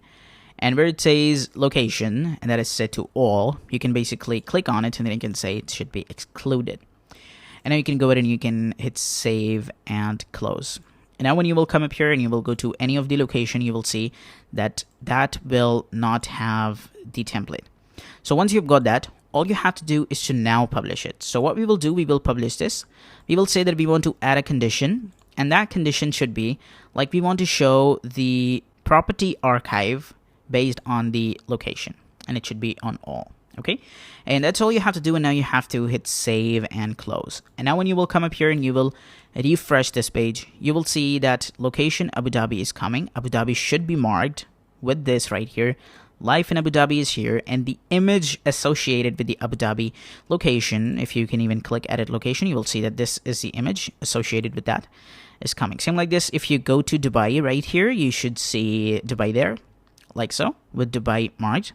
Same like this, if you go to the Sharjah right here, you should see location Sharjah with the image in the Sharjah, and you've got that, and you've got properties, all the properties and the Sharjah right here. So let's confirm. If you go to Dubai, you should see all the properties in Dubai right here, along with the pagination. So if there are more posts, if there are more basically images, you can even click next, and you will be taken to that page along with the same template. And now there will be more of the properties right here. So you can do that. Now, here comes the biggest part. If you go to any of the location that does not have that, let's suppose that you go to Al Ain, you can see it's right here. You've got this, you've got this, and you've got nothing coming. So what to do? Now this is something that we will be doing in the next video. So stay tuned guys, and bye-bye. Hey, what's up guys, and welcome back. So now in this video, we're going to be showing how you can go ahead and how you can add two different conditions, so that if any of the location has an image along with the description, along with the map, we should show this location. If any of the location that does not have that, so it can be even a sub location, it can be even a main location, it can be any location that does not have that. Like let's suppose that Al Ain we've got here, it does not have. Even if you go to Abu Dhabi and Al Raha over here, it does not have that. And even we don't have the properties down below. So let's suppose that even if you go to Khalifa City, we've got the properties, but we do not have the image, and we do not have the location. What to do that for that? So now you have to install a plugin. And what you have to do is to click on the add new. And now you have to search for condition. So on just searching for condition, you will probably get the condition page. And here is the dynamic conditions. So this is really amazing plugin, and it has got 10,000 active installations. So this is basically related to the contact form 7, right? So we will not be using this. We will be using dynamic conditions. And now you can go ahead and you can hit install, and you can hit activate to activate this plugin. And here you can see we've got this plugin activated. Now once you've got your plugin activated, all you have to do is to come up on this page and just refresh this page. That's all you need to do. Now, once you have refreshed, when you will click on this section, you will go to the advanced. Then you can see we've got dynamic conditions coming right here. And it says whether you want to hide, whether you want to show based on this condition. So what we want to do, we want to say that if we don't have any of the image, and we don't have any of the text, or even the text, even this maps right here, we don't want to show this. So what you can do is that you can click on it and you can say that show when condition met and hide when condition met. So we're going to say that we want to hide it. So what we will do, we will click on it, we will come up here, we will go down, and here where it says the ACF, okay, you can just click on it, and here we've got the ACF field. Now you can click on it once again, and you can say that if location for Google Maps is empty. Okay, if we do not have location for Google Maps, then what you can do is that you can hide it. So what we're going to do, we're going to say that if this is empty, we want to hide. We want to hide this particular section. So does that make sense?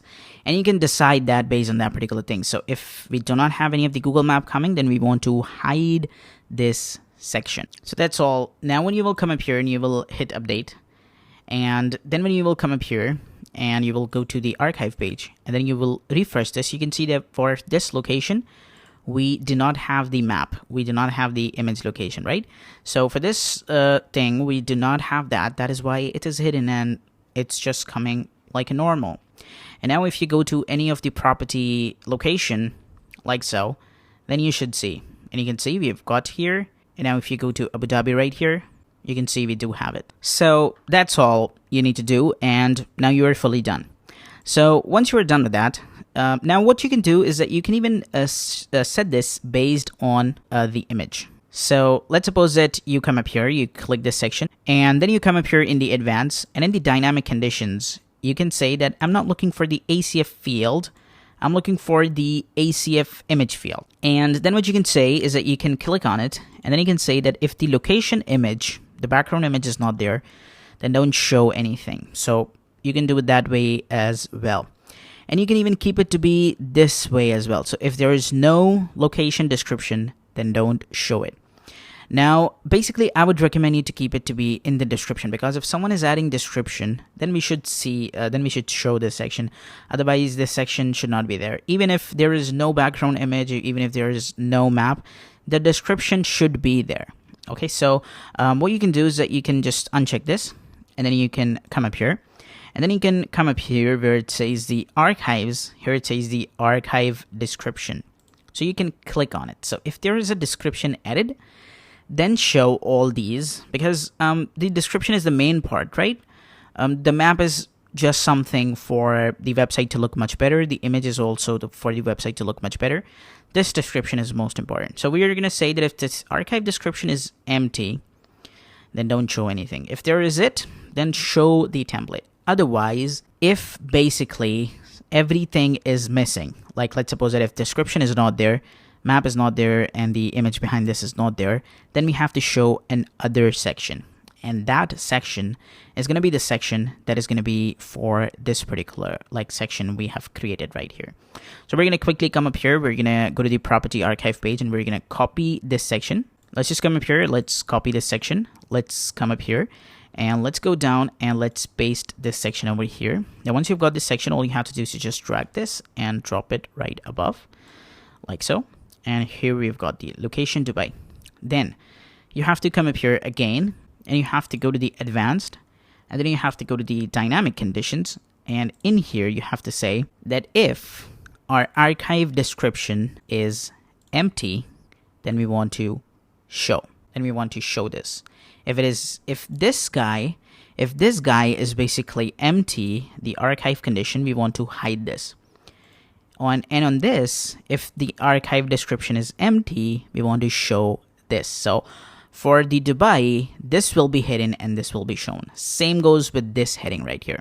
So we have to apply what we have done over here. So we have to go to the heading, we have to go to the advanced, and in the dynamic conditions, we have to say that we need to get the archive description, and we need to hide it when this is empty. And we also need to hide this divider when the archive description is empty. So we're going to come up here, we're going to set this archive description, and we're going to hide it when it is empty. And now you can go ahead and you can hit update. So that's all. You are now fully done with it. And now when you will go to any of the property archive, like so, if you come up here, you will just go to the archive page. You can see we go to Abu Dhabi. We're going to see the image that we have built it. Like you can see, like so. We've got this, we've got the background image and everything coming right here. And if you go to any of the property page that does not have that particular text, then it's going to show it the default way. Now, there is one thing that I want you to know, and that is, like, in this location, let's suppose that I do have the description. This right here. And I'm going to go ahead and I'm going to hit update. Then it will show the template that we have built. Like, it will show this type of template, okay? So let's see, how does that look? Now, when we will click view category, you can see that it looks like that. It says location a lane, life in a lane, and this right here. And it doesn't look bad. Like, what is bad in it? It doesn't look bad. So this is perfectly okay, and you do not have to worry. Now, what you can do, even though, is that you can even make it to be fully right there. And how you can do that is that you can go to this particular template right here. So now what you will do is that you will say that if map is there, then we need to show this field. Okay, so if map is not empty, then we need to show this field. So what you will do, you will click on it. You will say dynamic tags. You will go to the ACF field. That is going to be the map field, which is right here. And you're going to come up here. And you're going to say that if map is not empty, then show this. Okay, and then what you can do is that you can even duplicate this, and then you can go ahead and you can basically get rid of this column. You can come up here once again, and in the advanced, in the dynamic condition, it says if map is not empty. You will change this to if map is empty, then show this. So now you can go ahead and you can hit update, and now when you will come up here, you will see this to be a much more in a designed way, like here. So even if there's no image, we do not care. We do have a background, and we do have this coming. And if we do not have map, we're going to be keeping it to be full width. If we do have a map, then we're going to be adding the map over there. And the image, we don't care. But if we do not have this description, then we're going to switch to the normal default way, which is going to be like that. So now you can see how this conditions is working. And you can pretty well go ahead and you can manipulate with these conditions, and you can see how does it work. Now there is one thing I want you to know. Here, as you can see, it's repeating. The image is repeating. So what you have to do is to come up here, and then where it says the repeat is default, you have to set this to no repeat. Okay, make sure to do that. And then you have to hit update. And now when you will come up here and you will refresh this page, you will see that it will not repeat, and it's perfectly okay. So that's all right now. We are fully done with our website. Stay tuned, guys, and bye-bye. Hey, what's up, guys, and welcome back. So as in the previous video, we actually designed this website, and now you can see that this website is fully done, and there's nothing that needs to be done over here because we have designed our archive pages. We've also designed our taxonomy pages with the custom fields. So you can see this is designed another way along with this, which is coming from the database. And this is also coming from the database from each of the property like here. And if any property does not have it, then that's going to show the default template like so. And if any property has just the description and it doesn't have any background image along with the map, then it is going to show like that. So we have designed these particular templates. Now the contact us, you guys don't know about it, so we're not going to be doing that particularly in this video. Now we're also done with the search form as well. So in this video, we're going to be working up with the mobile optimization because that is what we should be doing.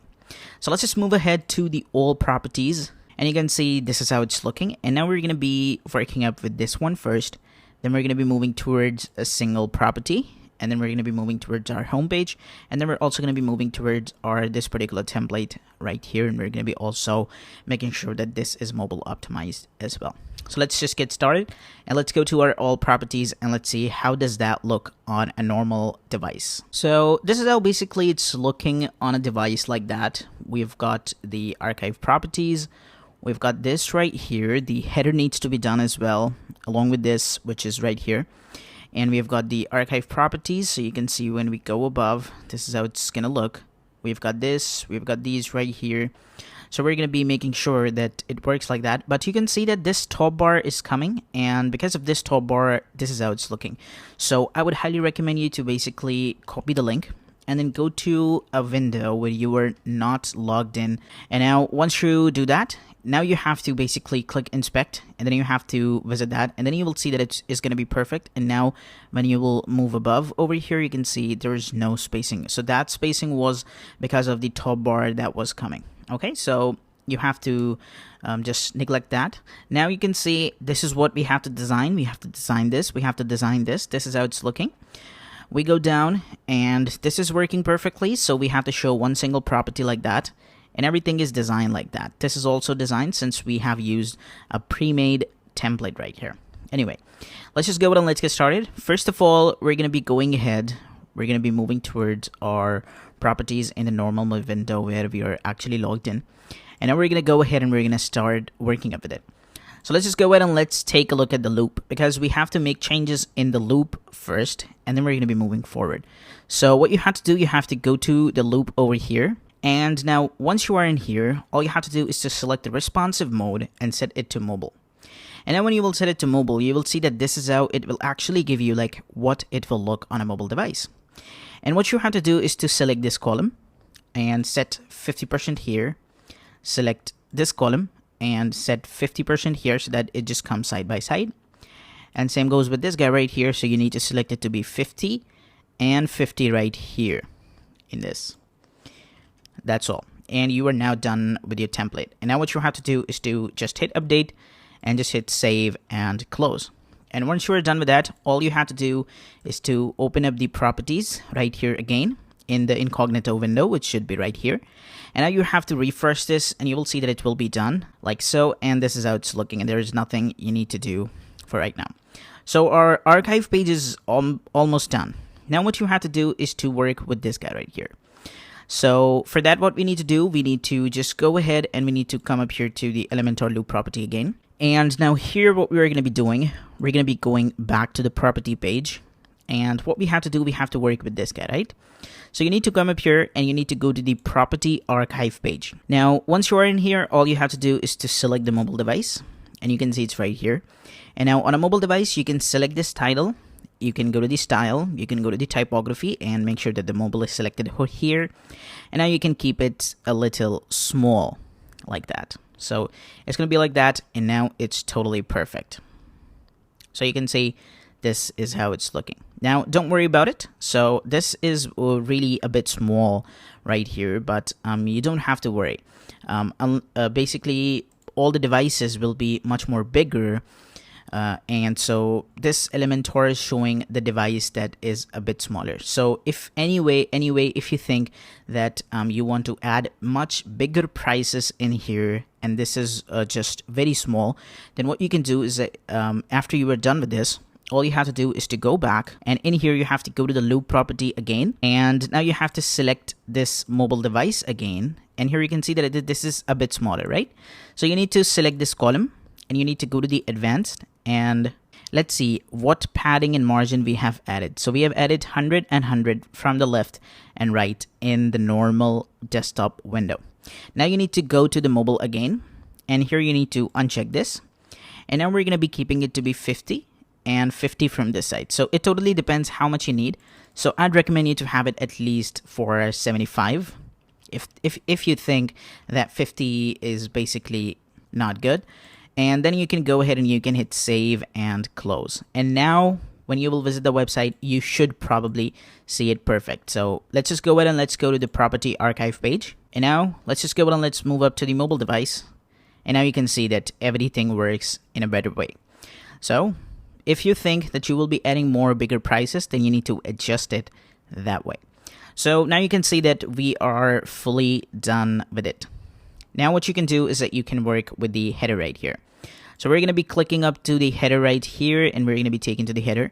And you can see this is hidden and this is right here coming like that. So what you can do is that you can come up here to this column and you can set this to 25 or just keep it to be 50, right? So we're going to be keeping it to be 50, and we're going to be keeping this guy to be 50 as well. Like so. Now you can see these are like that. And now what you can do is that you can select this column, this inner section right from here. And then you need to go to the advanced, and where it says the responsive, you need to reverse the column on the mobile device. So this should be, menu should be right here, and the search icon should be right here. And now you can align this to right even as well if you want to. So we're going to be aligning this to right, and it's fully done and it's working like that. So if you want to incorporate the search, you want to add it, definitely you can add it like that. And now we are also done with the header as well. Let's go down, and let's see if there is anything we need to do. So this is also fine. Everything is perfectly fine, and we don't need to do, but here you can see this is right here. So if you need the arrow right over here, you can definitely add it with the column. You can set this to 80% and you can set this to 20%. And then when you are done with that, all you have to do is to just hit update. And now let's just go ahead and let's verify our website on the mobile device. So we're gonna hit enter, and now we're gonna go ahead and we're gonna hit inspect. So we've got our search, we've got our menu right here, and we've got everything perfectly coming like that. So everything is fully done and you don't have to worry. Let's suppose then let's choose any different type of phone over here. So we're gonna choose iPhone 6, 7, or 8 that mostly phones have, and this is how it's gonna look. Same like this, let's just go and let's choose it to be iPhone 5 or SE, and this is how it should be looking. But what you have to do, you have to, when you are choosing this thing, you have to basically refresh your page again so that your website gets loaded. And so on an iPhone 5 and SE, you can see what is happening. This is going very big right here, right? So what you can do for that, you can move up to the Elementor. You can come up here. You can set this footer right here. And now where it says this, right? You're going to have to click this testimonial carousel. And where it says the width, right? So for the mobile, you're going to keep its width to be a little less than that, like so, on 300 pixels. And then you're going to want to have to hit update. And you are fully done. So now when you will go to the properties right here, and then when you will refresh this page, you will see that it will be fully done and you don't have to worry at all. So this is how it's looking on an iPhone 5. Let's move up to the Pixel 2, and Pixel 2 is fully amazing. So now we are fully done with our mobile optimization. Let's move up to our tablet optimization and let's see how does that look. So we're going to go ahead, we're going to switch to the iPad. And this is how it's look on an iPad, which is perfectly okay. So it's perfect. You don't need to do any change on an iPad, and it's perfectly fine. Same like this on an iPad Pro. This is how it's looking, and you don't have to worry too. So it is totally perfect on an iPad, and you don't have to do any change. Let's just move up to the 4K. So on a 4K LED, it's going to look like that. On a laptop, it's going to look like that. But since I'm using a very bigger laptop, bigger Mac right here, you can see that this is a bit bigger. But if you are using a small device, a small laptop, you should probably see your website in this manner, right? You should be seeing the archive, and then you should be seeing one single line of post. You can even increase it if you want to, depends on the size, like what size it is. So mostly laptops are in that particular size, right? So with that resolution, so it totally depends on what resolution your laptop is, and this is how it will look like. So now I think we're fully done with the archive, the single, and we're also done with the header and the footer as well. So in the next video, now we will be talking about a different one, and we'll be doing the mobile optimization for that. Bye bye. Hey, what's up guys, and welcome back. So as in the previous video, we actually did the mobile optimization and tablet for our single archive page. Now in this video, we're going to be doing the same for our single post. Okay, so you're going to want to have to click it and you'll be taken there. And now what you can do is that you can go ahead and you can inspect this and you can see how does it look on a mobile device. So we're going to be taking a look at iPhone 10. And this is how it looks. You don't have to do any change in here particularly, and this is perfectly fine. The header is already done. We have worked with it. Now let's go down, and you can see we have got this right here. So we've got square feet, garage, this, and this. So now how you can design it, we will design it with the mobile optimization like we did in our e-commerce website for the My Account page, if you have remembered that. Anyway, if you haven't, you will see it in the video. Now we go down. This is already designed. This is already designed. This is already designed. The property images and related properties in Almaria Island is also. Now we've got this right here. So we're going to be working up with this as well. So let's just go ahead and let's get started. First of all you need to do is to open up the Elementor. And then you need to basically go to your web page along with the property. So let's open up any of the single property. I'm going to go to the Abu Dhabi here. And I'm going to open up any of the property. Let's suppose that I open up this. Now we're going to go to the default property template that is going to be single. And we're going to go ahead and we're going to do the mobile optimization. So let's switch ourselves to the mobile device. And here we are. Now for this guy right here, if you need to basically decrease the sizing of it, you can do it. So we're going to be keeping it to be like that. Now, if you need to do it, if it's this size, you can do it. Otherwise, I'm going to be keeping it to be this much. And I'm going to be giving some line height as well, right? So I'm going to be giving some more. Like so. So there should be a bit more line height than that. So because if a title is bigger, it is going to come like that. Now, this is already designed. I'm going to be keeping it to be a little smaller with this guy right here. So I'm going to be keeping it to be this much. And we go down, we've got this design, and this thing is something that we need to do, right? So we're going to come up here, we're going to go to this column, and we're going to set this to 50. Oh, I have set the main column, right? So I need to basically just do it to be 100. And then I need to work with this column. So I'm going to come up here, I'm going to click this guy right here. I'm going to set this to 50. And here, I'm going to set this to 50 as well. And here you can see we've got this right here. Same like this, you can select this. You can set this to 50. And you can even select this. And you can set this to 50 as well. And this fully furnished should be in the down below. Same like this, what you can do is that you can select this guy right here. And you can set this to have 90%. Or let's just keep it to be 100. And then go to the advanced. And then add some right and left. So we're gonna be adding 20 pixels from the left and 20 pixels from the left. So 20 pixels from the right and 20 pixels from the left. Well, I think it's a bit more, so we're gonna be keeping it to be 10 and 10, like so. And it's fully done. You can see how cool is it looking. We've got this, we've got this, we've got this, and everything fully done. Now we go down and we've got the property details. This is as well perfectly okay. Everything seems to be perfectly okay. Okay, so now we've got this right here.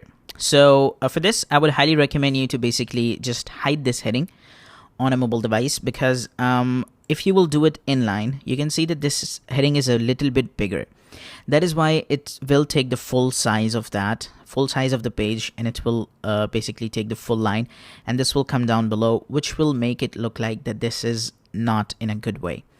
So what I would recommend is that I would recommend you to hide this heading on a mobile device, and instead just show the related properties. Don't show related properties in Almaraya Island. So we're going to go ahead. We're going to come up here. We're going to go to the responsiveness. We're going to hide this on mobile device. And we're also going to hide this on the mobile device as well. So now what you can do is that you can duplicate this heading. And we've got this related properties in. So we're going to go ahead. We're going to uncheck this. We're going to just keep it to be related properties. We're going to align this to center.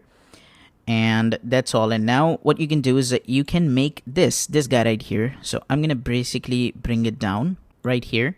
And you can see I've got this related properties, right? So I'm going to go ahead. I'm going to go to now responsive. And in the responsive, I'm going to hide this on desktop and tablet, and I'm going to make this visible. And now here in the positioning, I'm going to keep it to be the default. And I'm going to go to the typography here, and I'm going to make the size smaller like that. So you can see it's like that. So I'm going to go to this right here, and in the positioning, I'm going to be keeping it to be full width so that it just comes in the center when you were using the center right here. So now it's fully done. It will be visible on the desktop only, and this will be visible on the mobile device only. And this is already designed because we have already designed our single loop template for the mobile device. So that's all, and you are now fully done with the website. So now in the next video, we will be going ahead and we will be working up with another one. Let's just move ahead and let's just test our tablet as well, and let's see if that looks perfect. So we're going to move up to the tablet, and we're going to see if everything is working fine. So for the tablet, I'm going to be going ahead and I'm going to be keeping the typography, the size of the heading to be a little smaller, and this to be smaller as well, but I think it's fine. And now for this guy right here, I'm going to select this column, and I'm going to add some margin from the left and right. So I'm going to be adding 10 from the left and 10 from the right. So now once you're done with that, you can go down. You can work with this guy right here.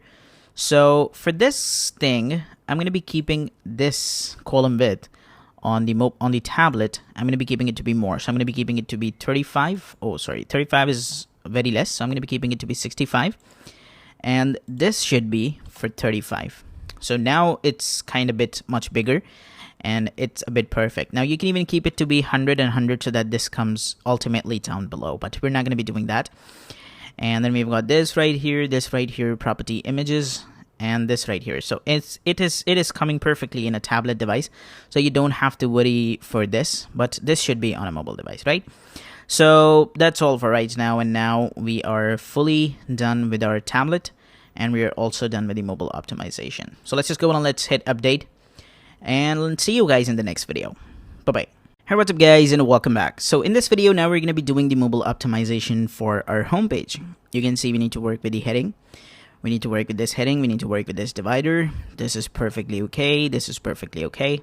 Oh my god. We need to work with this. We need to make it bigger right here. So let's just go and let's get started. Now the very first thing I want you guys to do is to just keep it to be in a mobile device, and let's move up to our website where we are actually logged in.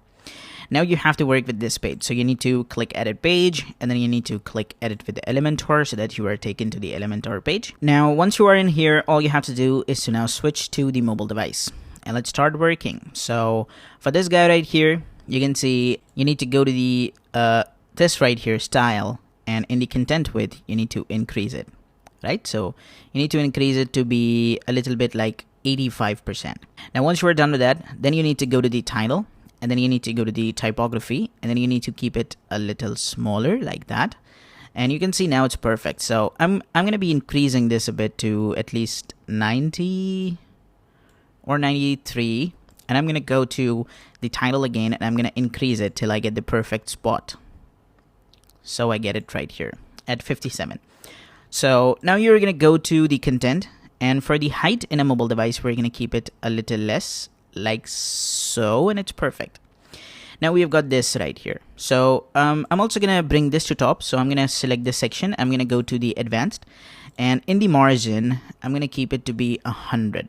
100 is pretty much, so we're gonna keep it to be 50, and 50 seems to be fine. Well, let's choose it to be 40. Now let's go and let's select this right here, go to the style and make it a little smaller. So we're gonna keep it like that, and we're gonna select this right here, and we're gonna increase the width because in a mobile device it should be much bigger. That's all. You can now keep the gapping a little smaller here, because like so. Now we are done with that. So now let's go down. This is working perfectly. Everything seems to be working perfectly. Now you can see this right here, the apartment is a little bit much bigger, and on a smaller device like iPhone 5 or iPhone SE that are not used that way, but still if you can just keep it a little smaller, it would be great. So what you can do, you can go to the style, and you can go to now content, and in the title you can keep it to be a little smaller, like that. Now it's perfect. So now you can go down, and everything seems to be perfect. This is the template, so this is already designed, so we need to not worry about it. And now let's talk about this. So we need to select this section, and you can see that the height is fit to screen, but this is not actually done in a mobile device. So what you can do for that is that you can go to the advanced right here, and on a mobile device you can add some padding from the top and the bottom, so you can increase the height that way. So what we're gonna do, we're gonna unlike the values, and we're gonna keep it to be 200 from the top, which is pretty much. So I think I should be keeping it to be 130, and let's add 130 from the bottom as well. And this is designed. You can see there is now much more spacing, but it totally depends upon you if you need to increase it. So I think 150 would be perfect, like so. So now you can keep this heading a little smaller on a mobile device. So we're going to be first taking a look at the Abu Dhabi. We're going to choose the heading for this, and then we're going to be keeping it for every 3 heading that we have been using. Oh, let me just choose Abu Dhabi right here. I'm going to go to the style. I'm going to come up here, and here in the size, I'm going to keep it to be this much, which is 59. So now we have chosen 59, right? So we're going to be sticking to 59 with every heading that we use here. So we're going to be keeping it to be 59, and let's change this to 59 as well. And same goes with this right here. So we're going to go to this right here, and we're going to add some top and bottom padding. So we're going to be keeping it to be 150 from the top and 150 from the bottom, like so. and we're going to be doing the same with this right here. So we're going to select this, we're going to come up here, and we're going to be adding 150 from the top and 150 from the bottom. And there you go, it's now fully done. So now you can see this is how it's looking on a mobile device, and this is fully done. So now let's go and let's verify it and let's test this. How does it look?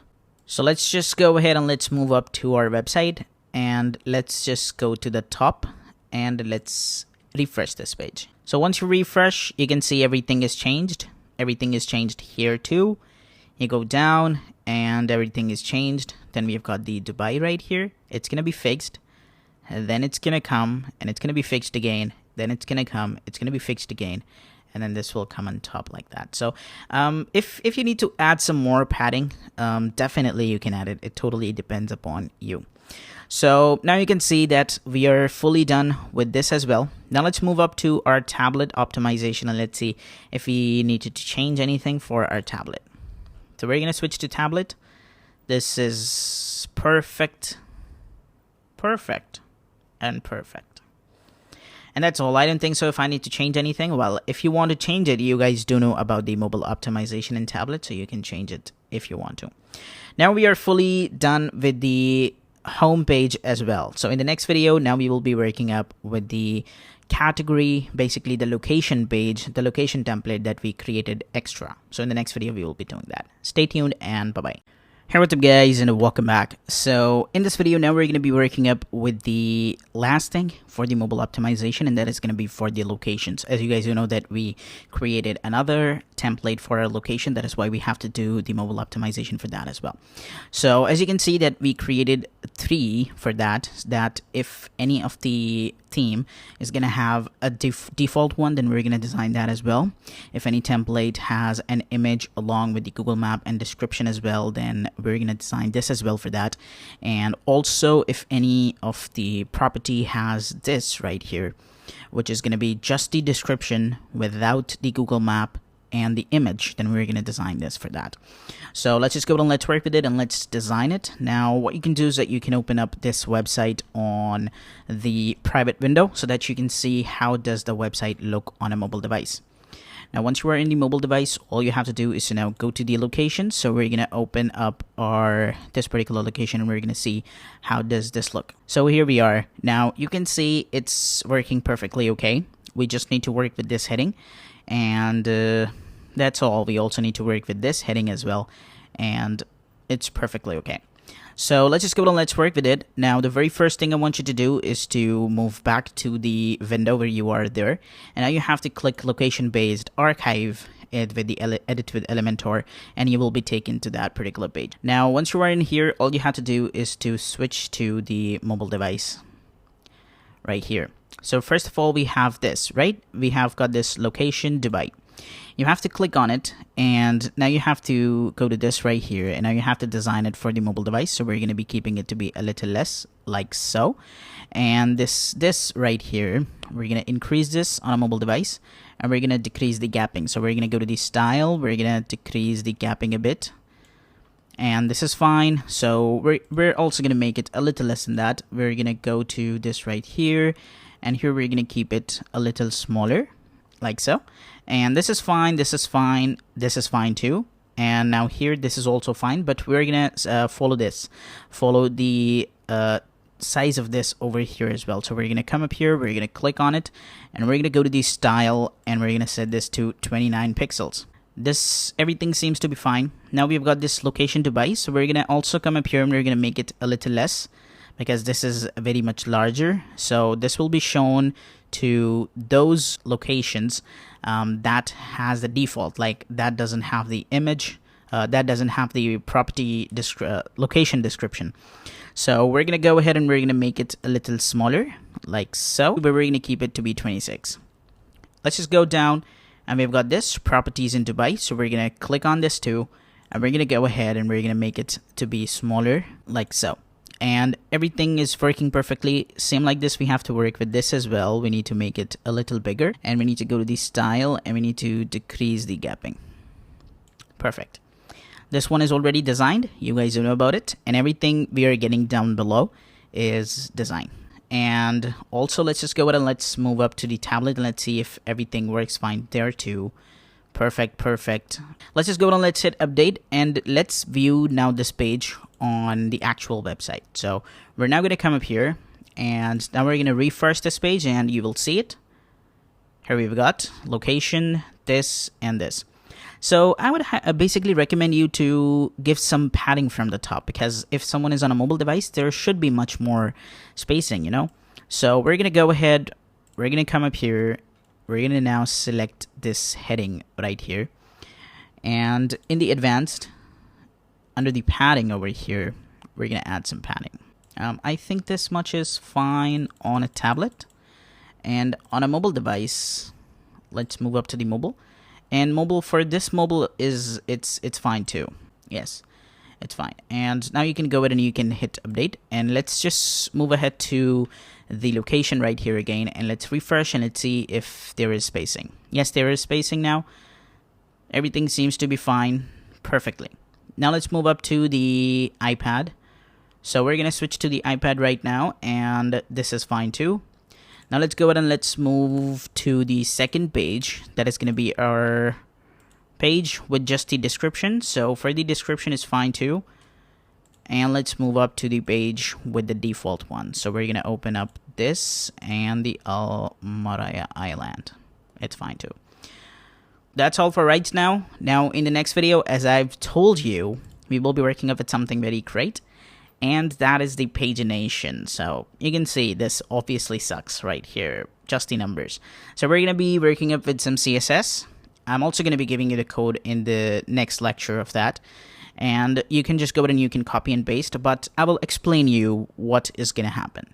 So in the next video, we will be working up with that. Bye-bye. Hey, what's up guys, and welcome back. So as I gave you a hint in the previous video that we're going to be doing the pagination in this video. So this is going to be done sadly with the CSS because Elementor itself is not giving us any of the information and on basically just like Elementor is basically a builder, okay, and it just allows you to change everything. But sadly, with the current version that we are using right now, Elementor does not give us any of that particular thing to basically let you edit your pagination. So all you have to do is to basically click on it, and then when you go down, you can see that we've got the pagination here, but here it's just not letting us do much change, like whether we want to change a number or anything. Even if you go to the style and then the pagination right here, we do have the colors, okay, we do have this, we do have the typography,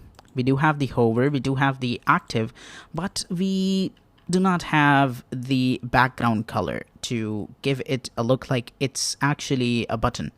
So how to make it look like it is a button and also add the hover effects along with that, that is what we're going to be talking about in this video. Now all you have to do is to basically go to the next video, copy the CSS code and just paste it here. But if you are more into understanding what is happening behind the code, what is happening, because right now after this second, I'm going to explain to you what we are going to do with our CSS code here, and I'm going to explain you each and everything. So if you're not into CSS, this will work with any of the pagination, and you can add that. So if you think that you are not into CSS, you can just copy and paste the code from the next lecture and it's going to work. But let's just go and let's understand what is going to happen, and I would recommend you to see this.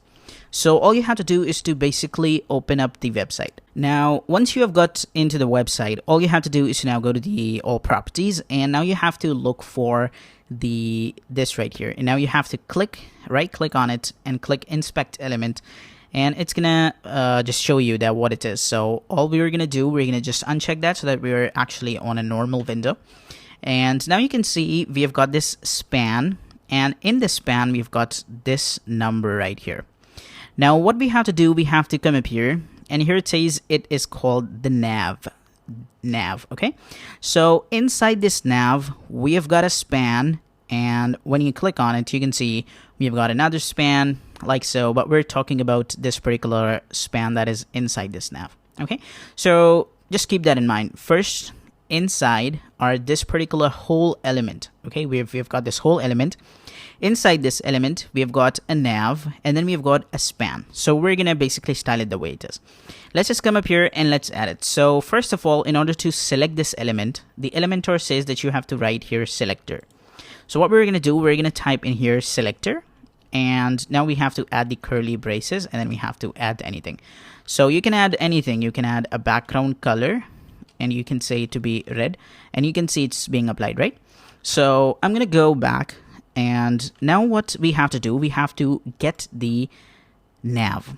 Okay, we have to get the nav over here. So what we will do, we will just come up here and we will say that inside the selector there is nav. So what we will do, we will just type in here nav. That says that inside the selector we've got nav. And now what we will do, we will just say that we need to add some padding. So you guys know about the padding, right? In the advanced. So what we will do, we will say that we need the padding, and we need the padding to be from the padding top. Now what we have to do, we have to type in here 10 pixels. And you can see it now just shifts from the top side, and we've got a little bit spacing, right? So same like this, you can even change this padding to margin as well. And you can see we've got much spacing, and nothing is being affected over here because we're not using any nav in this particular element. Now once you've got it, all you can do is that you can decide whether you need it to be 10 pixels or you need it to be 20 pixels, and you can work with it. So first of all, we are now done with the spacing from the top. So I would recommend you to at least keep it to be 30. That is perfect. And now once you're done with that, all you have to do is now get the span. So inside this nav, we have got span, right? So now we will work with this span. So what you have to do, you have to say that selector. Inside the selector, we have got a nav. And inside the nav, we have got our span. So then you have to write the curly braces, and now you can work with it, right? So you can even apply a background color, and you can say it to be red. And you can see now it just applies to it. So we've got our color with red over here. Okay, and now you can see that this is not being affected. And the reason for that is because the first guy over here is span, and the second guys we've got here is basically anchor tag. That is basically A. This is span and this is A. So what we will do, we will just come up here and we will select this and we will copy it. Now we will add a comma, and then we will add this again, and now we will change this span to A. And now you can see that it is applied to every element that we have got over here. So congratulations, your first part is done. You have basically got the element, the span that is basically not selected, along with the nav, along with the anchor tag, which is basically a link over here. And everything is selected, and it's not being applied elsewhere because we're particularly getting the nav. And inside this nav, we're talking about the span. Also, the comma says that it will be applied to this, and it will be applied to this as well. Also, we're talking about the anchor tag as well. So we've got that, right? So now for the color, what we will do, we will select this basically Colorzilla. We will go above, and now we have to click on it, and we need to pick the color, and you can just get this color. So we're gonna get the color right now, and now instead of that, we have to paste the color. And you guys know about how to paste the color. You have to paste the color just like that, and it's gonna be added, and you can see it is now added, right? Don't worry, it's kind of looking a bit ugly right now, but it will be perfect. So now once you've got your thing done, then after this semicolon, you have to enter, and now you have to add another thing. So this time we will add padding. So what we will do, we will say that we need padding, and we need it to be 5 pixels. And now you can see how it changes this time. It changes and it get a little bigger. But what we need to do, we need to say that from padding top, we need it to be a little less, but from padding right, we need it to be more. So what you can do is that you can say that from top, we will say top and bottom, we will add it to be 2 pixels. And from right and left, we will add it to be 10 pixels. And now you can see it's right here. So from top, it's going to be 2 pixels, and bottom. And from right and left, it's going to be basically 10 pixels. So now you can see how it gets changes. And now what you can do is that you can also add the border radius. So if you go to style of any of the elements, you guys know about the border radius, like how the border radius work. So what you're going to do, you're going to come up here, you're going to press enter over here, Now you have to type in here border dash radius, and now you have to type in here 20 pixels semicolon. Now you can see how it gets changes. It's get curvy a bit. So we need to make it a little less than that, right? So we need to make it to be even 10 or just keep it to be 6 pixels. And now it kind of looks much perfect in a button way. So this is how basically it's going to look like. Same like this, now you can even go to the content over here, and in the pagination, you can change this to previous and next as well, so that the previous and next as well should be coming up right here. And we will say previous and next along with the numbers, right? So here should be previous, here should be next, and this is how it's looking. So now once you are done with that, now what you have to do is to just go to the style over here, and in the pagination just change the color. So what we will do, we will change the color to white so that everything we are seeing right here is visible. And now what we will do, we will change the hover color to be basically this blue color that we are using, right? So we're going to go ahead and we're going to copy the blue color. And once you have copied the blue color, all you have to do is to go to the advanced, the style, and in the pagination, just add it in the hover and also add it in the active color. So this will now tell the user, okay, this is basically the color that is selected and this needs to be selected. Okay, so this is basically giving a great impact right here. And that's all. And now you can see that this is fully done. Same like this. Now what you can do is that you can even go to the advanced over here and you can work with the padding a bit. You can increase it to be 5 pixels so that it is much more bigger and it kind of looks much better. 5 pixels from top and bottom and 10 pixels from right and left. You can even increase this to 13 so that this is much more bigger. So that's all, and this is how it's looking. Same like this. Now what you can do is that you can even work with the hover effects of that, but we're not going to be doing that. If you want to do it, just see what I'm doing. Okay, so what you have to do is to just copy this and go down and then paste it. And now what you have to do, you have to say that on hover. So on hover, basically we will say that hover will only work on the link element. So what we will do, we will just get rid of this. And now we will come up to the hover. So what we will do, we will say that on hover, we just need to change the background color. So what we will do, we will change the background color to red. So you can see, basically you have to type in here colon, and then you have to type in here hover, and now you can see it changes to red. So you can change particularly any color you want, and it's gonna change it to that way. So let's just go ahead and let's change ourselves to a darker color. That is gonna be this color. So we're gonna select this color, and we're gonna now come up here, and instead of this, we're gonna paste that color. And now you can see how it gets changed. So same like this, if you need a hover, all you have to do is to just copy this from this comma. You have to copy it till nav A, and then you have to type in here colon hover, and then you have to use this particular thing. But I'm not gonna be using the hover right now, so I'm gonna be keeping it to be simple like that. And now you can see how it is looking. It's giving basically a button effect. So that's the code. That's the code, right? We are just giving the nav from the top margin, and then we are just getting the span and the anchor tag. We're applying the background color, we're applying the padding, and we're also applying the border radius, and it's done. Now what you can do is that you can go ahead and you can now hit update. So now when you were copying the code from that particular lecture, basically in the next lecture, then all you have to do is to just change the background color. That's all, and you will be done. Okay, you don't have to change it. It totally depends whether if you are looking for any other color type, then you can use that particular color. So same like this. Now what you have to do is to copy this and also make change in our location and location as well, because with our location we are using different template, right?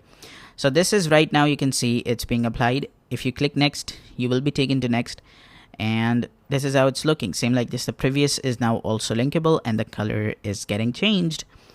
Now let's go ahead and let's move up to the location page. So I'm going to be opening up a page that has the pagination. So let's see which of the page has the pagination. So this has the pagination, right? In Dubai, I've got more posts. That is why it has got the pagination. So I'm going to click location-based archive. And now here you have to select this pagination, basically the property, and then you have to go to the advanced, and in here you have to go to the custom CSS, and then you have to paste it, and you will see that it will be effective. Same like this, you now have to go to the style as well, and go to the pagination and set this color to white. And also for the hover and active, set the color to the blue, which we have right here. So we're going to come up here, we're going to go to the color picker, we're going to pick this color, and we're going to copy the code like so, and we're going to hit OK. So you can even copy the clipboard like that. And now you have to paste the color here, you have to come up here and paste the color here, and you're done. And now when you will come up here, you can see this is working perfectly. Now what you can do, you can go ahead and you can hit update, and your website is now fully done. So stay tuned guys, and bye bye.